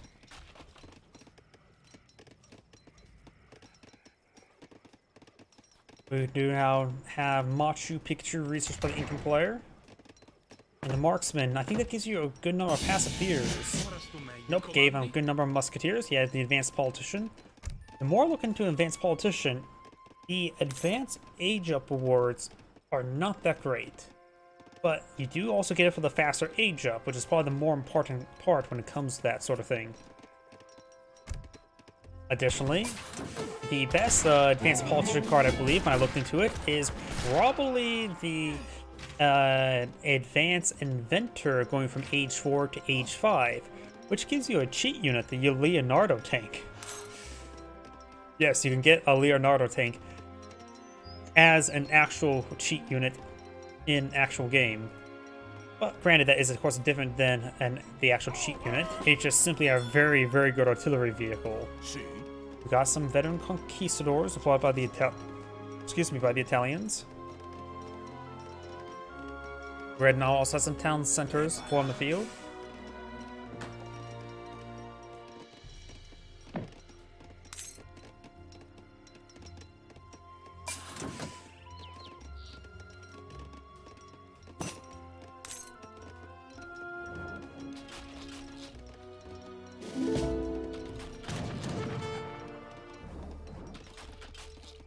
Throwing some torches there in this town center.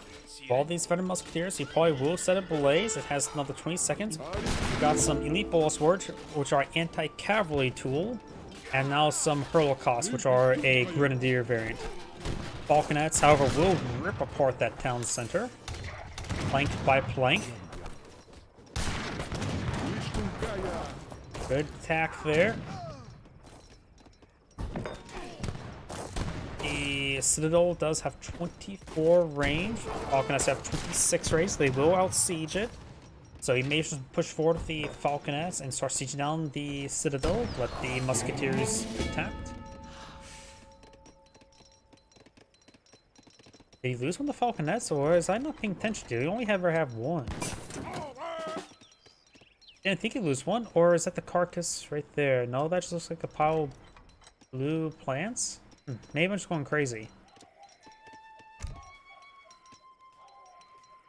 Yeah, where did the other Falconet go? Huh, I must be going crazy.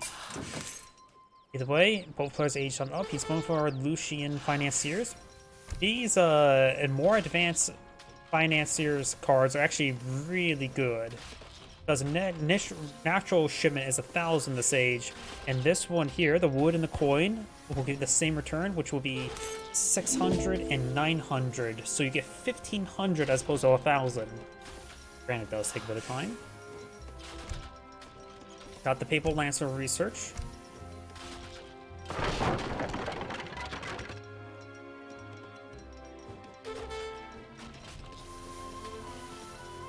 Papal Lancer shipment. They are super heavy cavalry.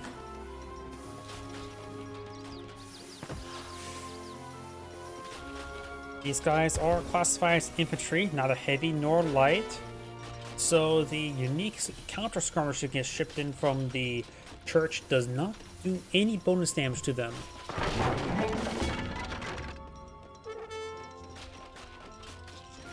Also going for more conquistadors, which are a light cavalry unit, which the church improvement, if he does not have, could increase their attack speed.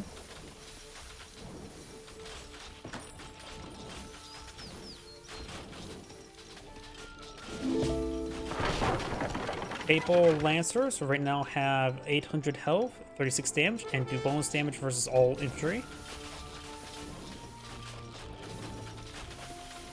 But only by 50%.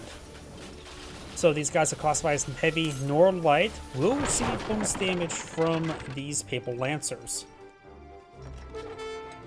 We also now got a shipment of Bosniaks and Stratets. I can't remember what they do.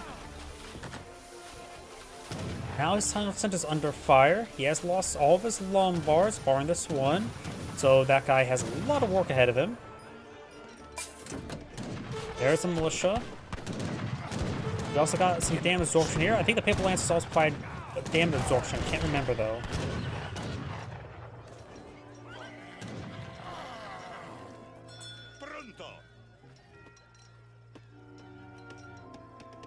Looks like my phone's ringing. More spam calls. Around this time I get a spam call. Let's see. Stratet. Oh yeah, that's the Red Lancer. Just good Hussar variant. Less health than the Papal Lancer, but more damage. And the Bosniaks are a Lancer variant, which they have a charge attack. Another shipment of Papal Lancers being brought on in.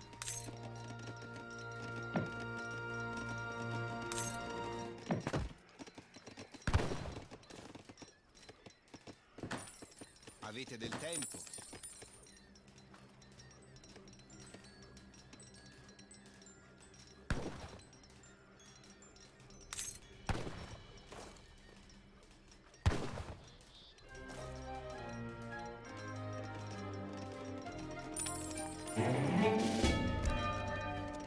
And looks like he is bringing some boats. Does not have the gondola card. Cavalry combat, he's going for more of the heavy cav. You know what's funny as well? Usually I've been looking into the one of the H3 Italian cards can give you access to some, albeit H4 mercenaries. One of them, which the mounted infantry or mounted rifleman, is a mounted heavy range cavalry, which can throw your opponent to a loop, and it can be affected by a large amount of multipliers from the arsenal. But either way, got a good number of units here. The town starts taking some severe damage.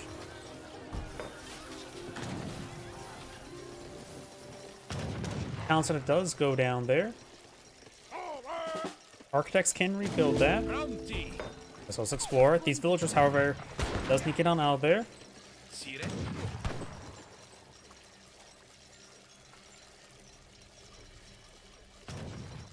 He sells this Lombard here. The last of the conversions is completing. It's going to take a bit of time for these, architects to build that up. Now it's going for the Chavons. That's the counter skirmish unit. They do bonus damage versus light infantry and slight bonus damage versus heavy infantry. And none of these units are light infantry. This is the wrong shipment right now. You can see here the Elite Bolus Warrior are classified as heavy, so they only get plus 25% damage if I remember correctly. And they rely on the anti-light infantry multiplier to really do any sort of work. Plume Spearmen, heavy infantry. Elite Hurlocausts, or however you pronounce that. Uraka. They're all classified as neither light nor heavy, so they won't receive any bonus damage there. So I think this is a mistake by the Italian.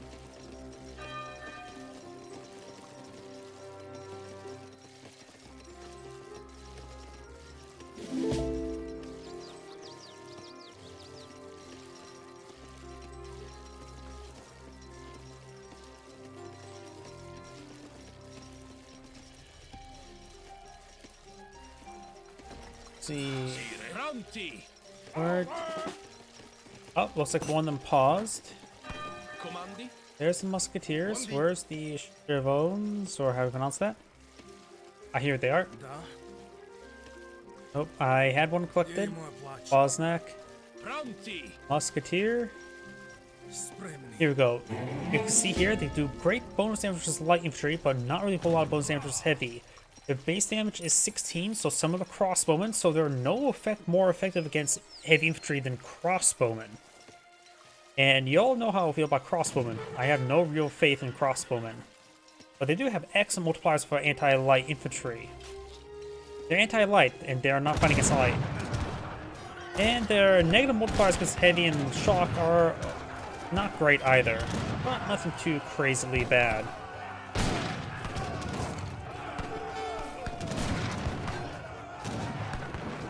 He says there's a number of Papal Lancers in the field, and these Bolus Warriors do bonus damage to all cavalry in area. There's a good amount of cavalry, heavy cavalry in that can be splashed on down. Of course, we've got the damage absorption effect. I don't know exactly how much damage absorption does apply. They're nice and bulky, so they can absorb a lot of damage from the other nearby units.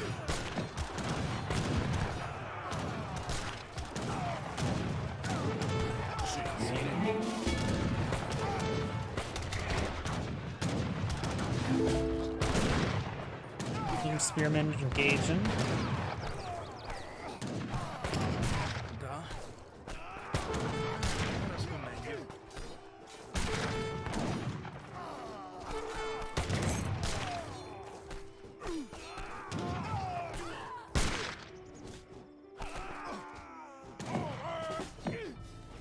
Got some more conquistadors in the build queue. Architects way up north. And also the Italian players getting overran. We do have, of course, the War Hut or the Damage Stance being active. Musketeers being hit by the Chimney Runners. Oh, we also got some mercenaries, some Fusiliers. And this town is under fire. See damage going. Oh yeah, we've got some of these guys engaging. Those architects will go down. Town center has been destroyed. The Lombard is converting some wood. Don't know exactly how many Lombards he has. It has a decent number of them. Now got some Passiveers.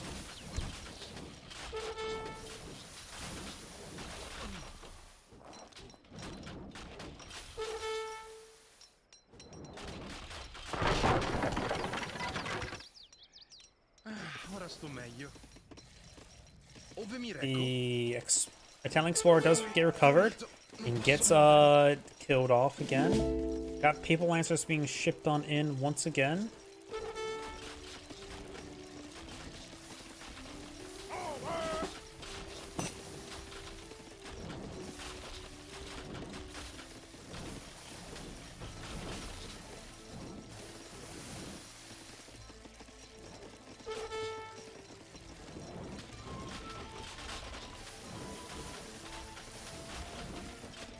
Okay, he has a small army here. Let's take a look at those Fusilier mercenaries. They have 70 damage, and they have revolutionary modifiers. So they're an elite revolutionary, if that makes any sort of sense.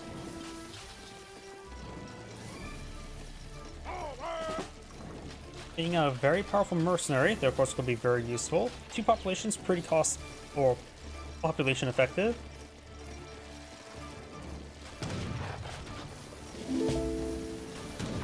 Papal Lancers, I think, been shipped on in somewhere. I don't know where. There's Papal Lancers.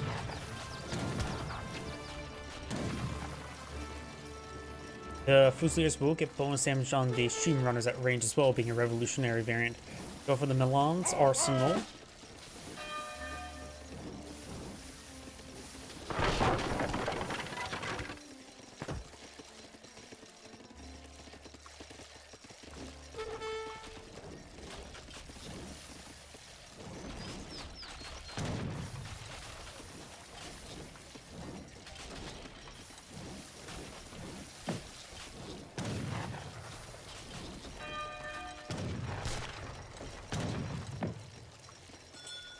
Red has a good army here, just pulling in more Plume Spear wouldn't be half bad, help torch down everything.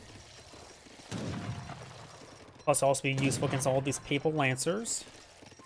I've still got a handful of Veteran Conquistadors, which are a ranged light cavalry with a slight bit of AoE.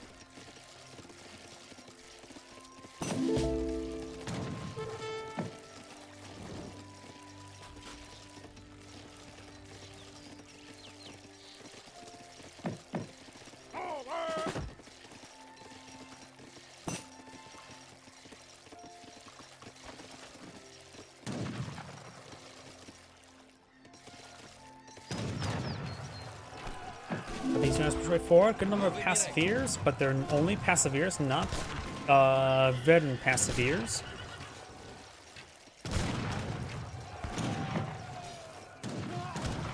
And I think blue is going to get overran here. Got a population 87 versus a population 168. Yet he's way outnumbered. Another round of Musketeers poured on in as well. Bullet Swords are of course an anti-cavalry tool, but the AoE attack can do some decent work. 2 AoE is decent, and seeing how much of bonus bunched on up, they will get some decent AoE damage, even though they do less damage versus infantry. Starting to lose some Fusiliers as well. Stream Runners push way forward, Conquistadors have been ripped apart, and Blue's army is starting to get killed on off.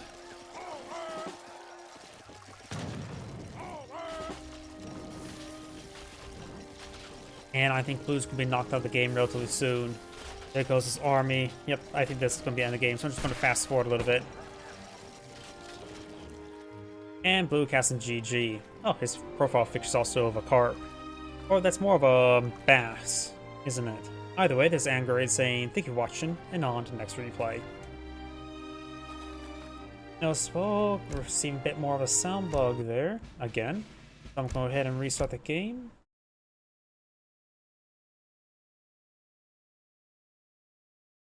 All the sound bugs lately. By the way, when I get this game booting on up once again, I'm going to use the restroom.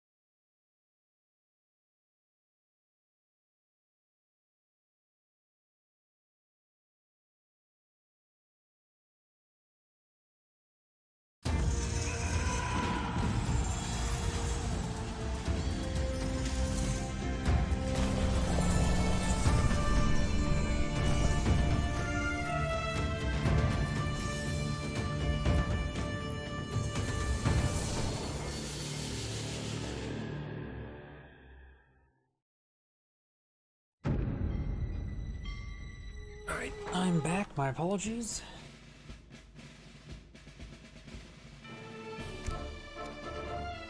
See, that was this one here. Let's go for Malta versus Roots. That sounds interesting.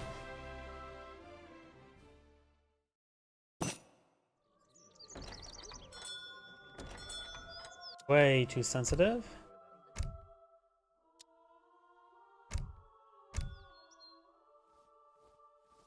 Greetings everyone, and Great here for another Age of Empires 3 replay. So on the right side is or the left side. Yeah, right side is the Blue Russians with Pires. On the left side is a Red Maltese with House of Trading Post Community. No deck selected just yet. No deck selected just yet. When it comes to Nez map, we do have the House of Vaza, as well as the House of Vaza, and as well as the House of Witten, which can give you access to Age 2 Fort. So the House of Vaza is probably going to be the more likely natives to be deployed on the map, which can give you access to some torps. Excuse me, I'm getting hiccups. Is it raining outside? Oh yeah, it's raining outside and it seems pretty light out there. Lately, it's just been the past month. It's just been hot and muggy, large amounts of humidity. Oh yeah, we got the bear named Gregory, I should say, and of course, over here is the Grand Master. We got Guy de Blanque Fort. Oh, I butchered that. Butchered it so well, it can be put on somebody's plate and eaten. Wood is being collected up. Why is he going for wood?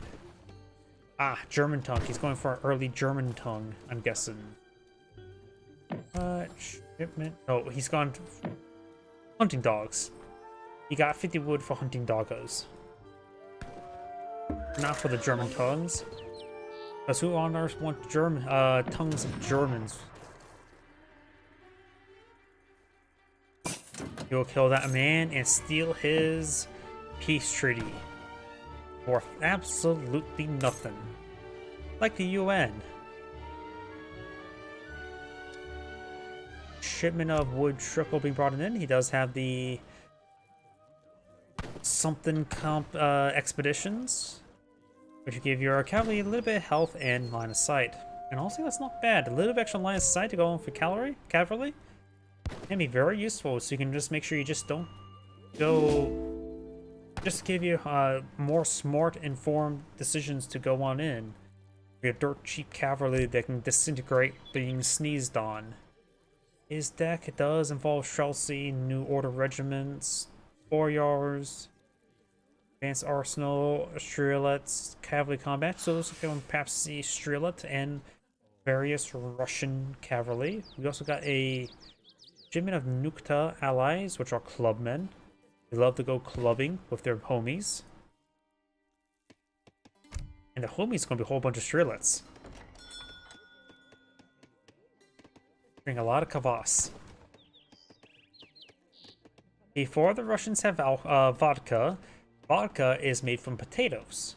Guess what didn't exist before discovering New World? Potatoes, because potatoes came from the New World. I think from the Venezuelan Colombia region? Believe it or not, New World food in the form of corn and potatoes pretty much put an end to most of the European famines.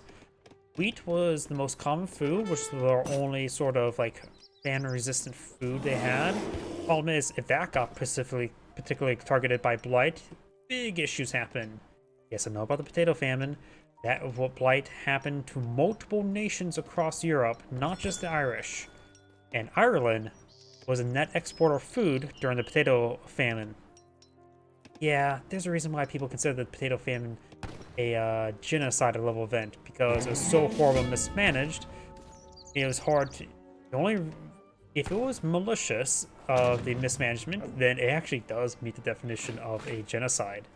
Other than that, if it's not malicious, then it doesn't meet the definition. That's the only difference in that situation. But more on that later. Or probably not in this video. Yeah. Got a shipment of Streltsy being deployed on out. Maybe nope, not enough population room for Streltsy. Still no population for Streltsy. There's another house there. Now you can deploy on the Streltsy. A shipment, yep. Cancels the small wall outposts or pegs. German tongue shipment.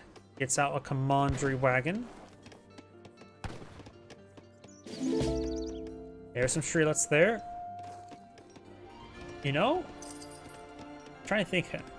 Guess, oh yeah, Order Hussars. That's what he should pull out from the commandery. He knows his if he looks at opponent's deck, he knows his opponent's going to go for some Streltsy. So the Order Hussars should be a good deployment option. He does not have. He's going for a Order German settler wagon. He needs to go for some Order Hussars. There's a Townsend garrison. Grandmaster taking some damage there. Going for another settler wagon. He needs to go. He doesn't have any coin for Hussars.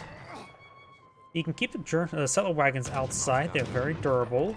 And as well, once you get the field hospital built, he will have some health generation on these villagers. Click all the deer, or elk. Is elk meat still considered venison, or is that just only deer?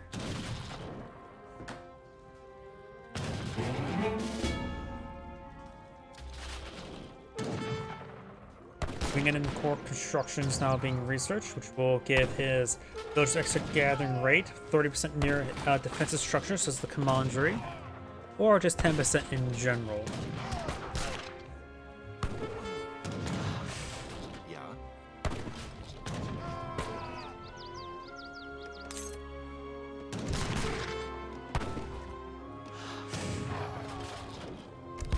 Streltsy slowly being picked on off. We got standard recruits here. Just torching down this train post. That should be an easy pick. These Streelets didn't really accomplish too much other than harass his own economy by preventing them from collecting. Got a shipment of wood here for the Maltese.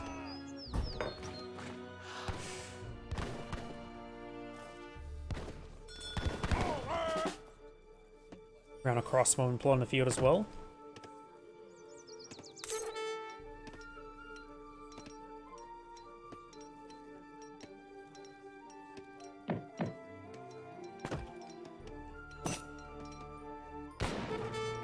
Streltsy takes another volley there. Crossbowmen and Streltsy now engaging. Somehow this is one of the few matchups where crossbowmen are just superior. 16 damage, 16 range versus 8 damage and 14. I don't really have much faith in crossbowmen. When they get steel bolts, they become a bit more of a proper skirmisher, but until then, not really. And he does not. He does have the steel bolts card here.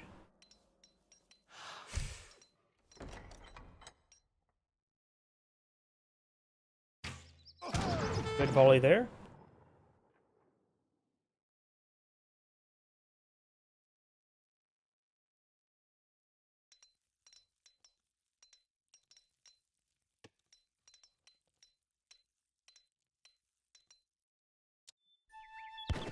More recruits, more villagers. There's more villagers over here, and got some Order Hussars. He only has a small number of recruits, so the Order Hussars can do some decent work. Okay, now he's some more recruits.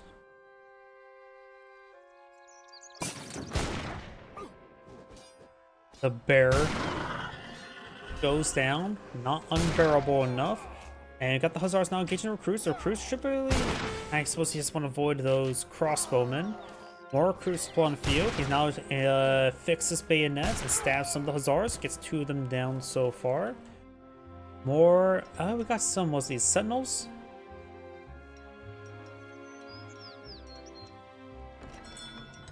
A relatively cost-effective musketeer, the Sentinels are, but they do cost 2 population each, so they're ineffective population-wise. So they're a decent defense age 2 unit, and you potentially even age 3, but when you get to age 4, when your armies get maxing on out, they fall off quite a bit due to the population size issue. Shimmer crossbowmen now being brought on in. Commandment.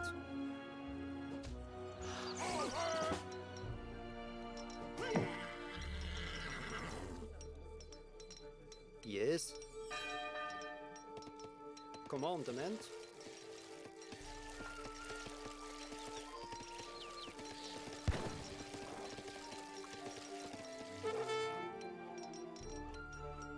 Hussars is being pursued. This is King Blue inside his base. Maltese player has a population 90 versus a population 93. Huh. I guess he does have a decent amount of population pulling field, as well as not going for fishing boats. A bit population inefficient stuff, but I suppose the Russian stuff is not exactly population efficient either. In a different matter. You're now the depot being pulled in the field. No shiny bridge to help it out though. Sorry, that's a Dawn of War 2 joke. Yes. Order Hussars Commandment. does see a bit of damage there. Got a good number of Cossacks in the field. Sentinels should be decent against them. Depot can improve his gunpowder units, though it does get out of range. He could let that draw some fire, then he could push forward and engage. Crossbowmen are not affected by the depot. Great micro there if the crossbowman fires and gets out of range and falls back and gets out of range of the streamlets. That's actually a really good micro on those crossbowmen. I wonder if you get micro capability to that for crossbowmen when crossbowmen never outranges stuff like that. I suppose they do outrange musketeers.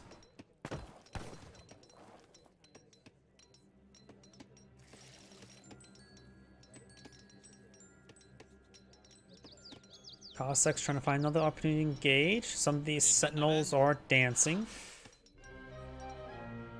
Hussars game seeing a bit of damage there. Trying to go for more order Hussars. Shipment of wood here. He has another shipment available. He could go for some caravels at this point in time. Help clear out the sea.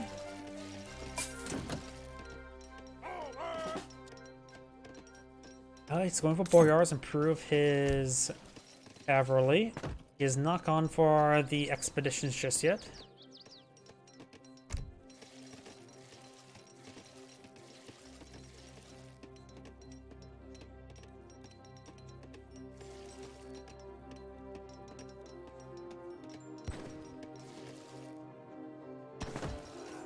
There's another depot trying to go on up.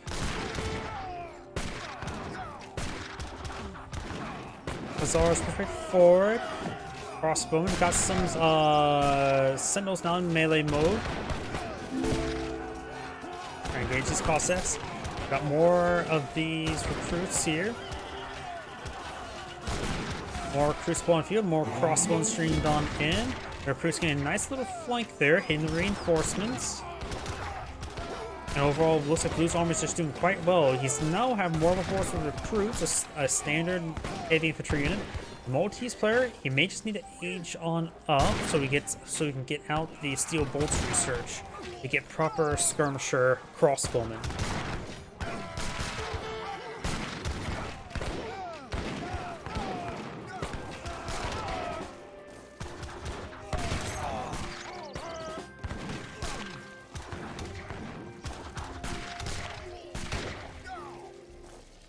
Prikaz?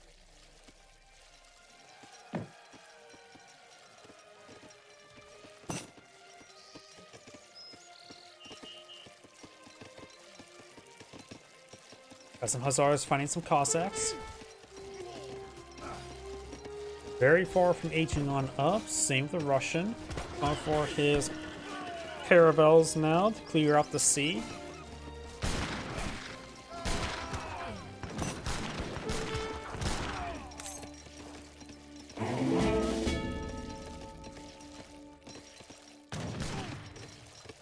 Crossbowman hitting down here, trying to engage, get some good damage.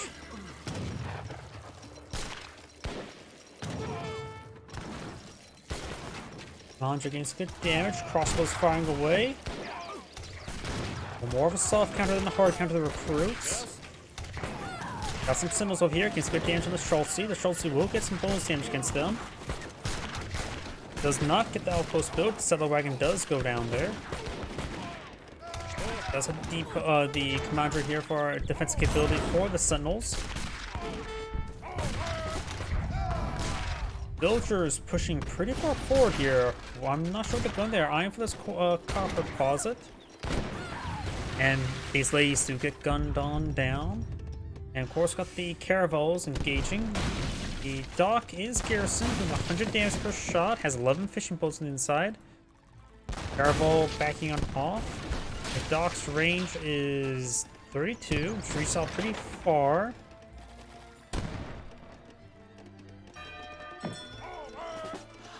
And now got the order galleys deployed on the field. We got San Pietro and Vittoria versus Ulysses and Donna. Of course, these caravels are quite damaged. We'll get a bit of health regen going. Another caravel going to field, Aurora. I don't know if he snuffed the broadside. That could be did. That was left the broadside there. San Pietro does go down there. He's trying to hunt down this guy here, down to 181 health. Does got some efficiency on some of these guys as well. Pursuing.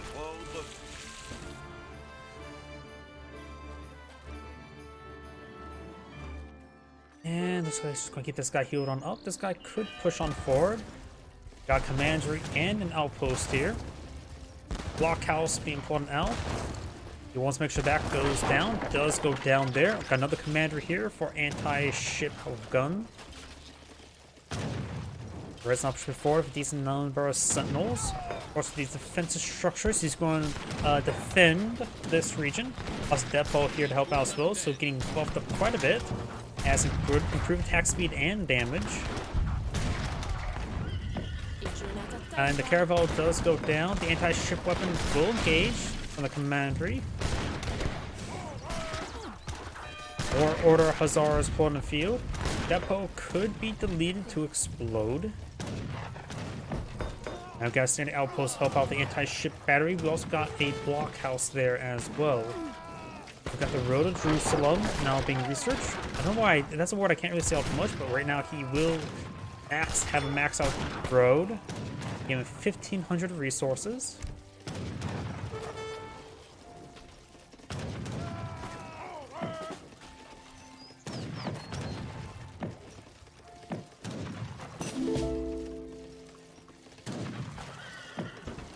These fishing boats are taking some fire.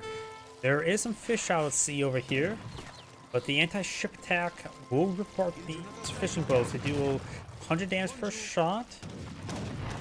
Oh, does it do regular? Actually, what? It doesn't take they're classified as fishing boat and not ship, are they? Or as warship.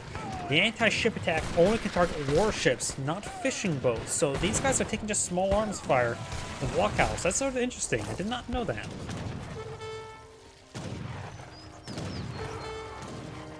And the fishing boats are taking some fire there.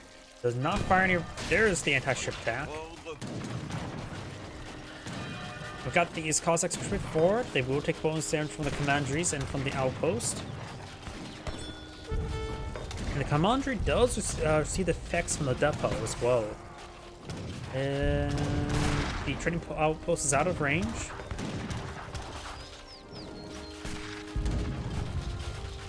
Commander getting torched on down. More crossbows shipped on in.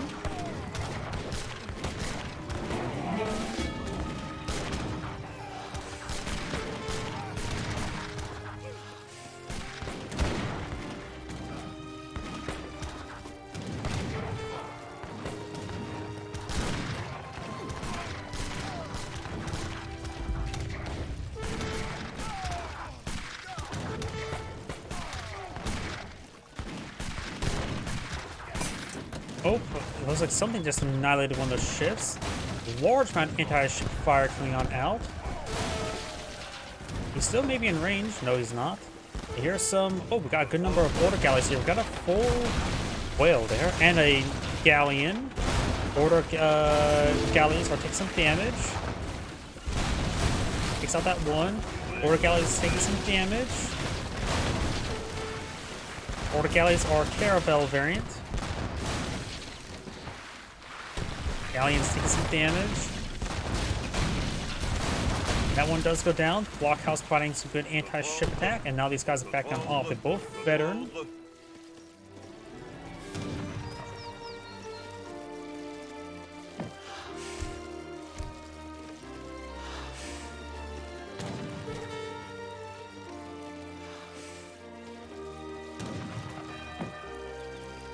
More ships or fishing boats being deployed on the field. Red sign for a full sea economy. There are 4 whales on the field, so 16 boats will be enough to cover from all the whales. Though some of them will be a bit more exposed. May just want to make sure these guys, yep, they are collecting up some of the whales. This whale is not being collected on up. We got Minky, the whale.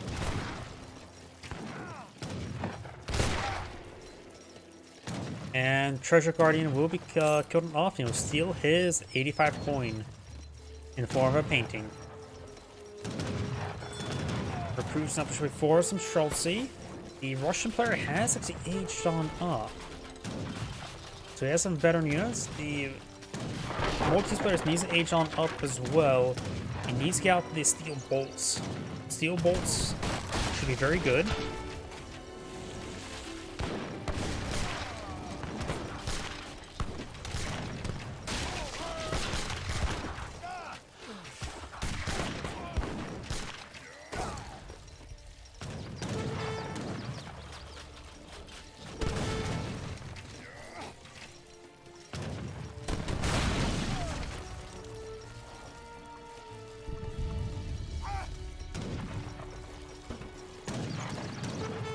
Admiral of the Ocean Sea now being deployed on the field, which give him what? A privateer and 2 pirates, or 2 privateers? I'm not sure.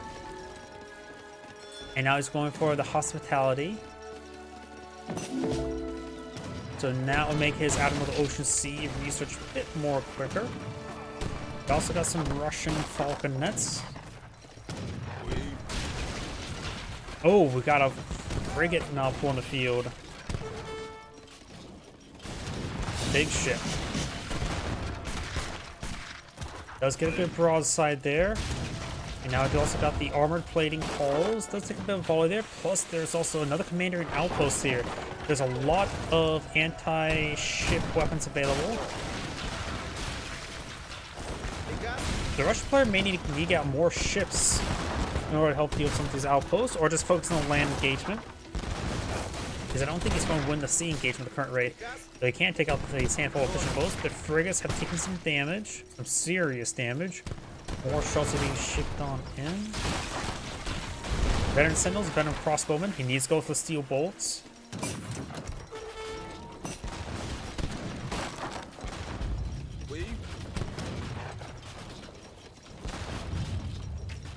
Skirmish is straightforward. Take a bit of damage there. The Daco will not support his crossbowmen.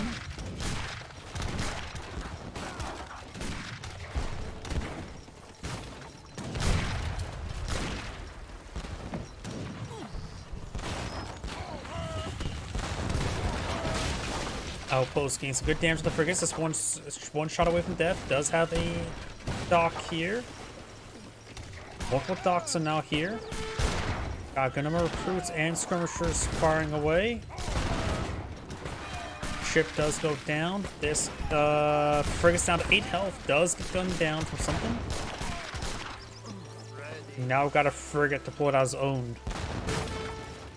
San Giovanni versus the Rurik. Rurik's already pretty wounded. We got a fixed gun being deployed in the field. And now the frigate's falling back. You can just take time to shoot those fishing boats. It shows who's boss. Can the Thick Scud be affected by the depot? It says 6 pack speed. I guess I have to wait and see if it's fully built, see if it gets affected. It does get affected. Cannon firing, gets a great shot there.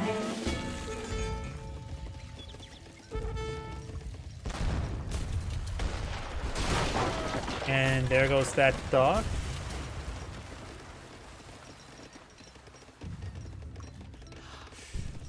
Blue just may need to regroup and not really push the C direction. He's fighting against too many static structures. And now I've got a shipment of fixed gun as well. We got the seed drill. All the local fauna has been harvested, so now it has to transition to the farming economy. Take a bit of time to transition into.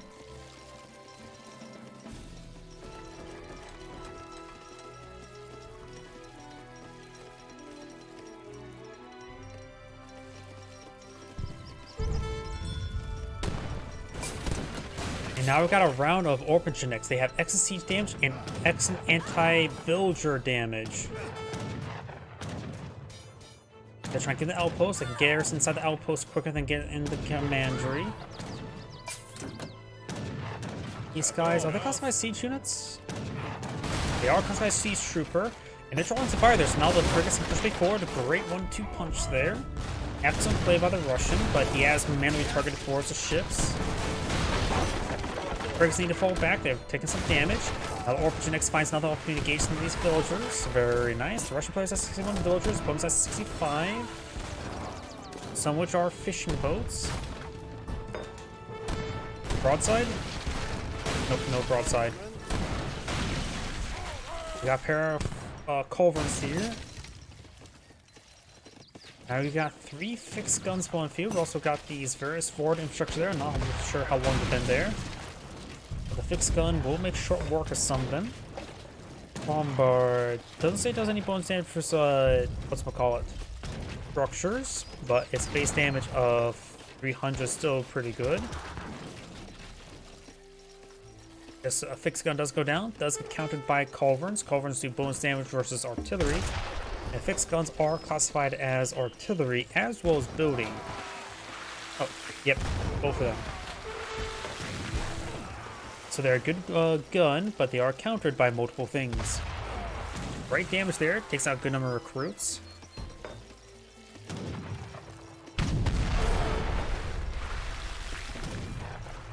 Culverins do bonus damage versus artillery, and a little bit of bonus damage for buildings. There's also less damage versus recruiting ship, which I'm assuming is like the galleons. I wonder, does that only apply if they're recruiting or the all the time?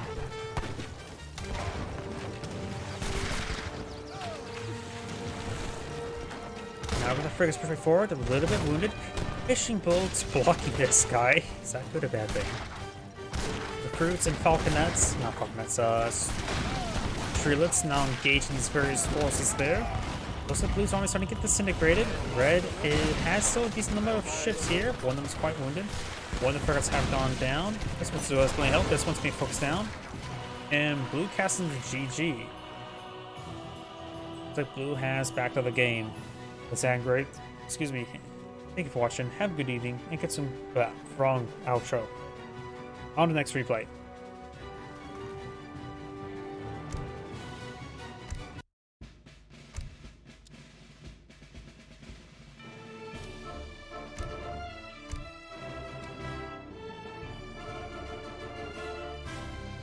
Let's see.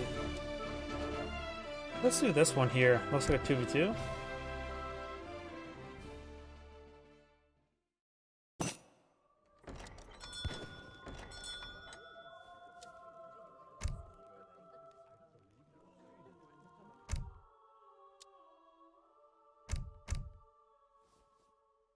Greetings everyone, and Grade here for another HPower's 3 replays. Well, on the bottom right side as the blue US of A, we have LVD VKG. Spawn as his British allies, we have Caldwell Roan 36. Spawn as the Red Dutch, we have Ripple. And spawn as the Magenta Germans, or Maroon Germans, we have Khalid. Megusen? I have no idea what it's supposed to mean. Either way, when it comes to Naya's map, we got the very important Yaks. They like to talk back. Don't give them any slack. And give them a good sort of whack. Yeah, let's go with that. Orders? Either way. When it comes to also Naya's map, we also got the Berbers, which includes my favorite native unit, the Salty Camel.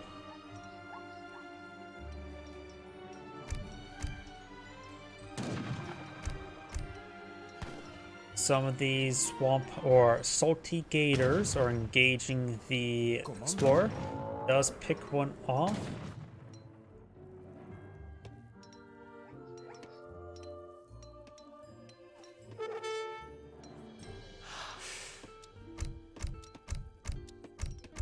We do have a deck support about the US player, the 1v1 Church or Meeting House deck.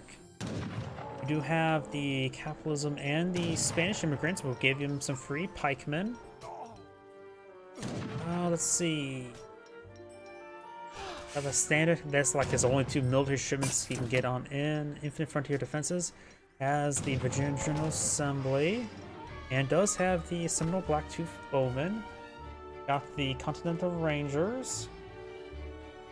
For artillery, mortar, heavy cannons. Over here for the Dutch, 1v1 and a 2v2. Which does have, looks like it's going to be Fast Fortress or Bank Boom, one of the two. Does have Bank, Church Improvement. No too much speculation, however. British team. Which does include the Team Grenadiers Guards, giving your Musketeers and Grenadier troops increased health and hit points. So that could be very useful for the, whatchamacallit, regulars. It doesn't say musket, okay, it says musket infantry. Not musketeers, but musket infantry. We also, of course, got the yeoman, siege archery, gentlemen of the pike. Darn, we got the team deck, which does include rum distillery. Does have team cavalry attack, so it's going to be a cavalry deck. We got the Spanish Riding School as well, in which Gentlemen of the Pike and the Spanish Immigrants will give them both good pikemen. So I don't think they're going to have too much issue from the German cavalry. They're going to be fighting against a bunch of pointy men with sticks. Angry men with pointy sticks. Blah. I can't believe I screwed my own little joke there.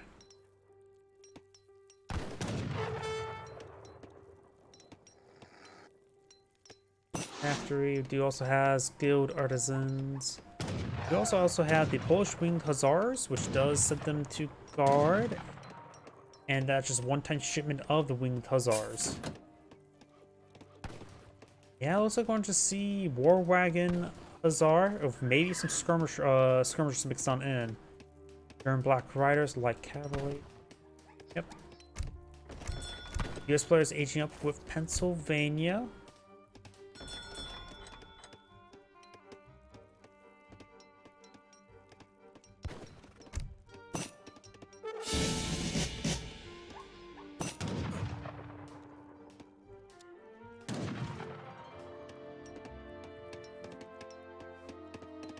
Now Philadelphia Convention being put on the field.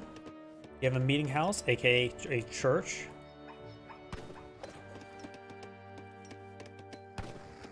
That's a lot of wood there. You may want to go for Swashbuckler.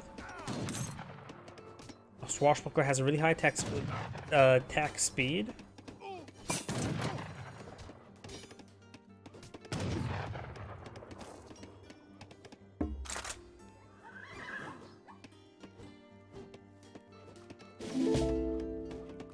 Does immediately go for the Philadelphia Convention.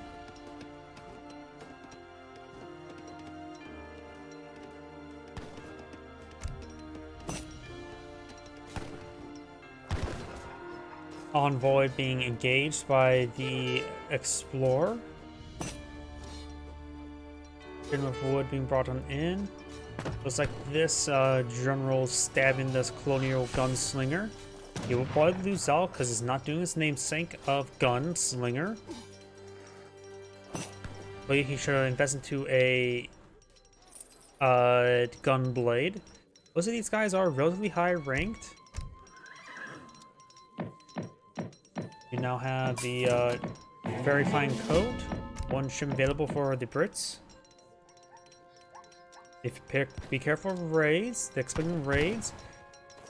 The German player will probably get some free Uhlans. He already has 8 settle wagons, which is a decent number. There's Uhlans. Counselor does get some shots there. Village is a little bit idle. Some of these villagers getting hit there. Musketeer is getting a good volley. One villager does go down.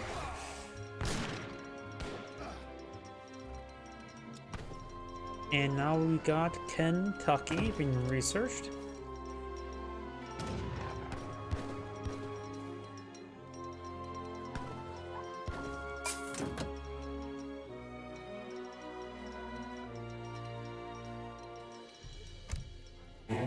One shipment's now available. More musketeers being shipped on or being pulled out. Shipments available here. What is Dutch eyeing? Shipment of coin. Does have banks deployed on the field. 4 out of 5. He has a bank wagon already deployed in the field.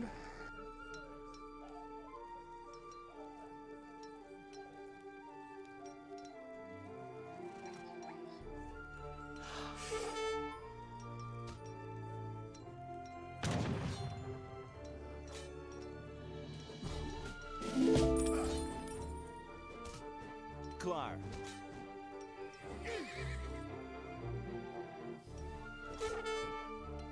We got some carbine cavalry now deployed on the field by the US player. This should be effective versus those Uhlans. The Dutch is now aging up with the Exile Prince. British players playing some longbowmen. Dutch tend to go for skirmisher routier like cavalry. The longbowmen should be pretty effective against the routier and reasonably effective versus the skirmishers. German is aging up with the Exile Prince.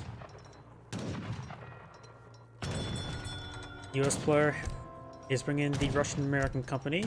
Can always bring in some Kentucky Cold Fields. Explorer does get sniped there. Gets a volley onto or stabbing some of these villagers. Militia deployed on the field.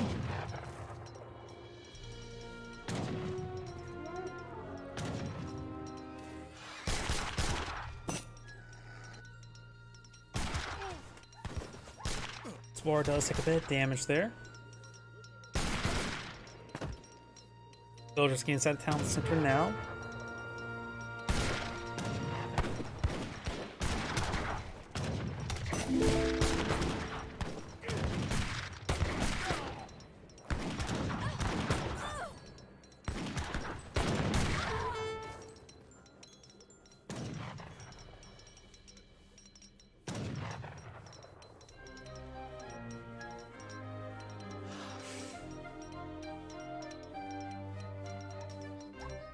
Got some sharpshooters on the field. Now the Dutch is going for some routier. Yeah? I need these number of skirmishers to wipe out by the Dutch right now. Longbowmen have 16 damage, 22 range, double attack speed. Commando? Versus 16 or 18 damage, 20 range, and standard attack speed. So the longbowmen will be better in 1v1. More longbowmen being employed on out as well.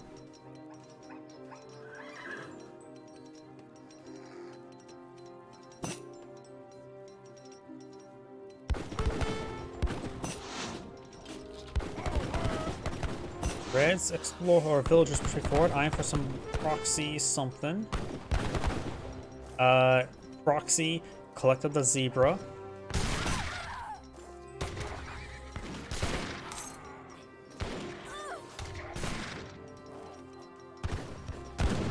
Routier does get a volley there.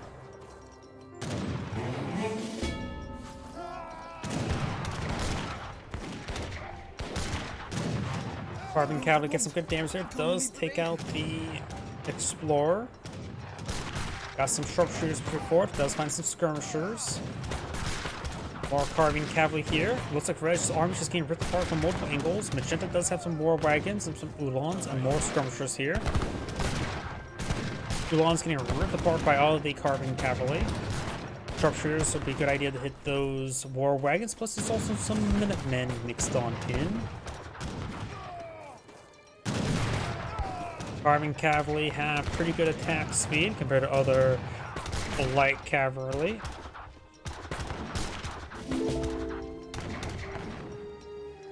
The war wagons have taken some fire there.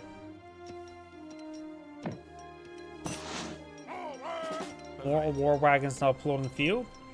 All sides seem like they're going for light infantry, light cavalry, barring the British, who are going for light infantry and musketeers.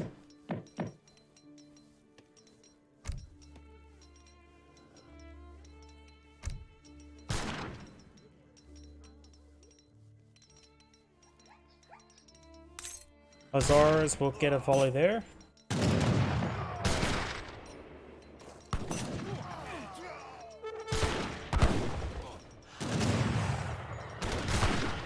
Hussars pushing forward. Longbowmen firing a bit of volley there. Takes out those root here. No problem for Longbowmen. More Carbine Cavalry. Cavalry. I cannot speak. Been casting for over 2 hours now. My voice is starting to go out a little bit, so this may be my last replay for tonight. We do now the market take some fire there. Skirmishers push along the flank. Gets a good volley there on the Longbowmen. Got the Royal Mint as well as the Veteran Ulan Research.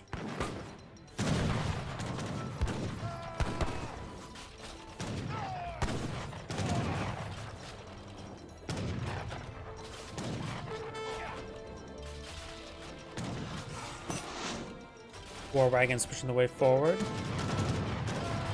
There's a nice little volley there. The market does go down.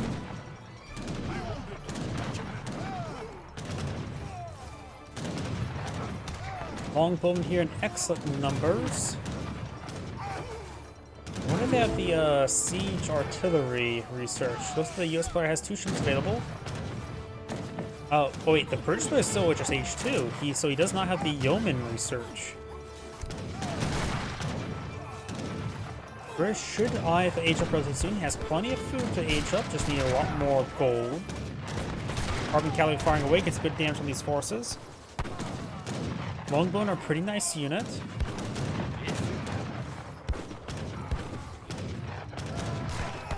Doing some great work there with the Longbowmen. Longbowmen are one of the best archaic archers in the game. That and Arrow Knights. But Arrow Knights are more of a specialist unit.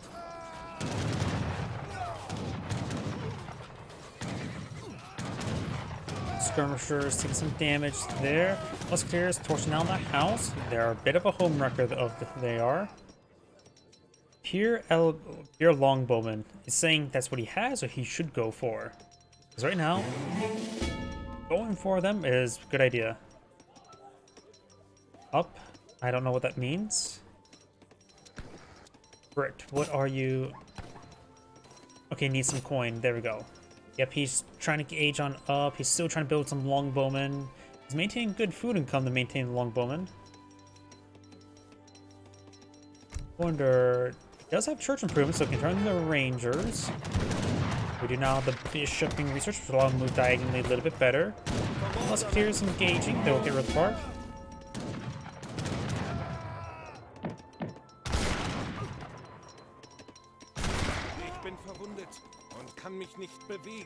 Let's see. Ulan's being shipped on in. The US player is now going for the Springfield Armory.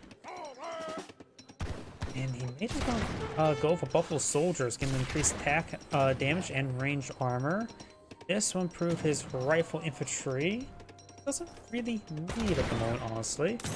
Royal Artillery may not be half bad right now. And maybe the mortar. The mortar wouldn't be half bad either. He has 2 other shipments available. I don't know. Maybe, if possible, go for the coalfields? Kentucky Hunter wouldn't be half bad as well. Give you a lot of outlaws, and US outlaws are pretty good.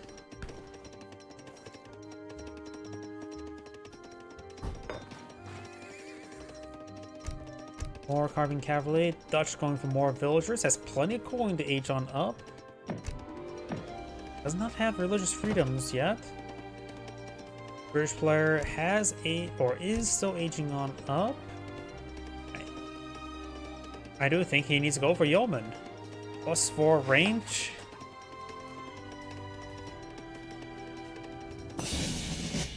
Oh, also gives him a bit of extra bonus damage for his heavy infantry, which is not important in this situation.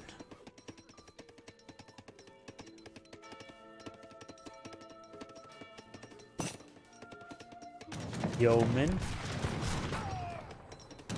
Carbine Cavalry push forward, getting some hit by these skirmishers. And does find some of these falconets, going to pick them off. Very good. Picking up these falconets will allow his teammates longbowmen to be a bit more useful. Now they got to get on out of there.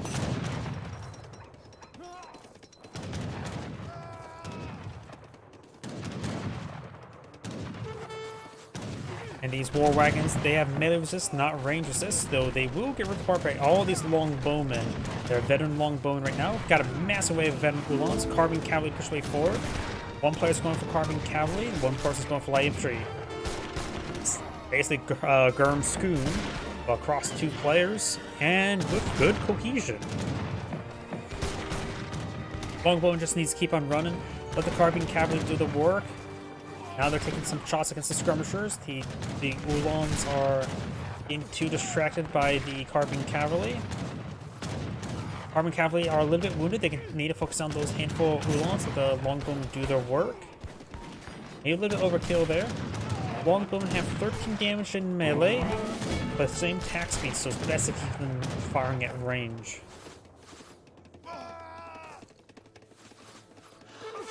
Great damage there.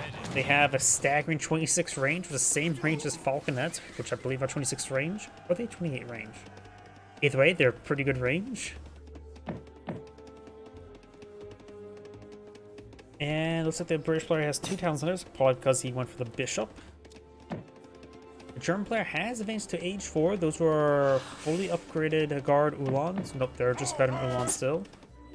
Spam Manor and TC. He wants his teammate to boom and explode with great force. Something to rip this planet in half.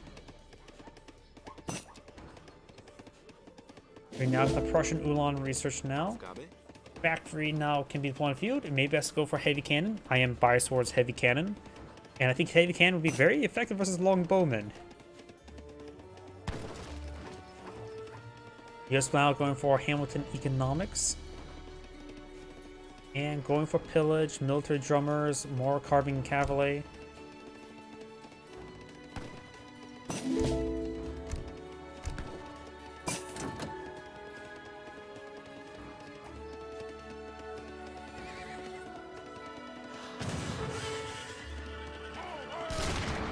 Does take some damage there.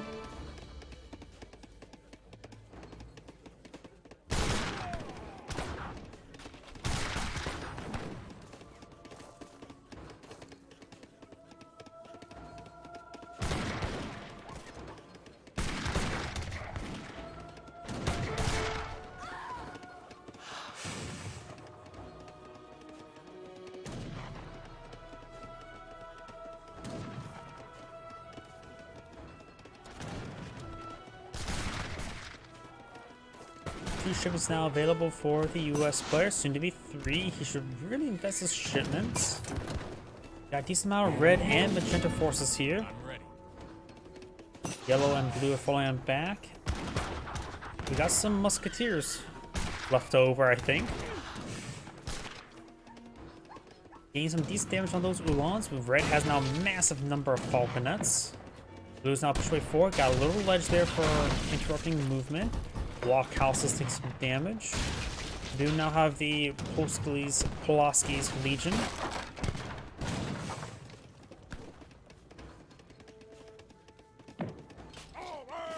US player is down a bit of his max population space.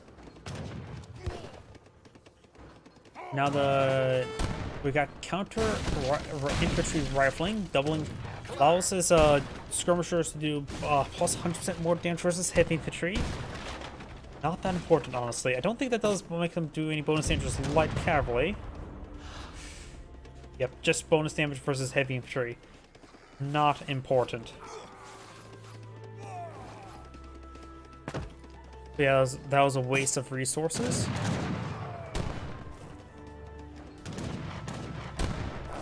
American Uhlans push towards the cavalry. Carbon cavalry is hitting the Prussian Uhlans. Longbowmen now engaging the skirmishers. And we do actually have a couple of musketeers on the field to be ripped apart by everything. Looks like one falconet does, no, two falconets remain. Does get a good volley there on the longbowman. Red is on the fall back. There's another falconet still in the trees. But we'll get ripped apart by all the longbowmen. Commando! We'll go over shot off there a little bit foolishly. More skirmishers being pulled out by the Dutch. We got more longbowmen for the Germans, or British. Germans going for more villagers and more Uhlans. And the US player still has 2 shipments available. I just don't like him hoarding shipments. Now he's going for the Tamani Festival, which can give you access to the Kree allies.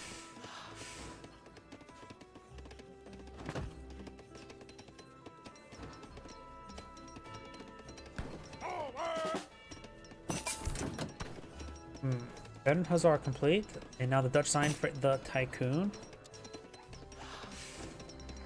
So both of Northside's players will be in Industrial Age, which can cause some issues. The German player, I don't think is pulling out heavy cannon. He's pulling out coin. Veteran Hussar is charging the way forward.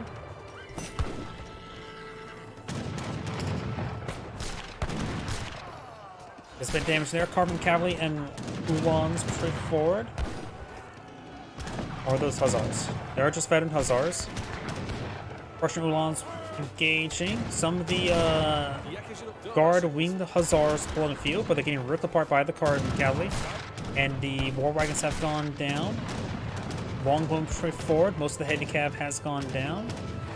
Carbon cavalry need to focus down, taking out those handful of Uhlans. Looks like the longbowmen, since their extra range, allows them to get a pretty good volley off before they can even do anything. Routier pull out on the field, but right now Veteran Routier will get ripped apart by longbowmen. Yep, that one's dead.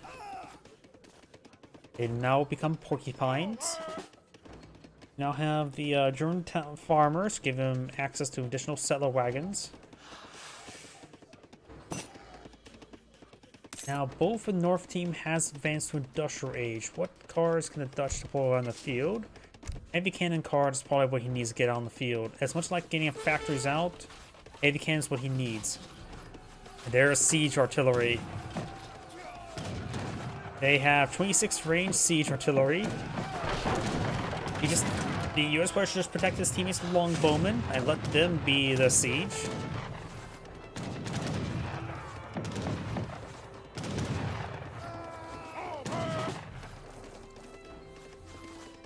Oh, we do have some mercenaries up here, the Red Lancers.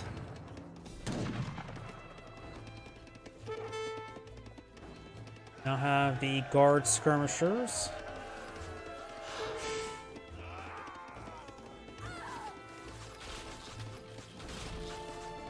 Looks like the Blue General has been picked back on up. He's at full health.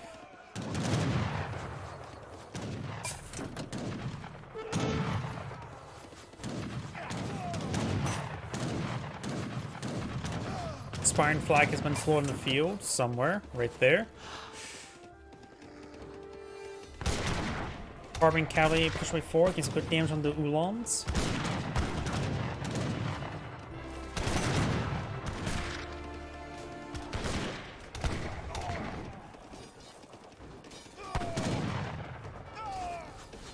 Guard Uhlans connecting with the longbowmen.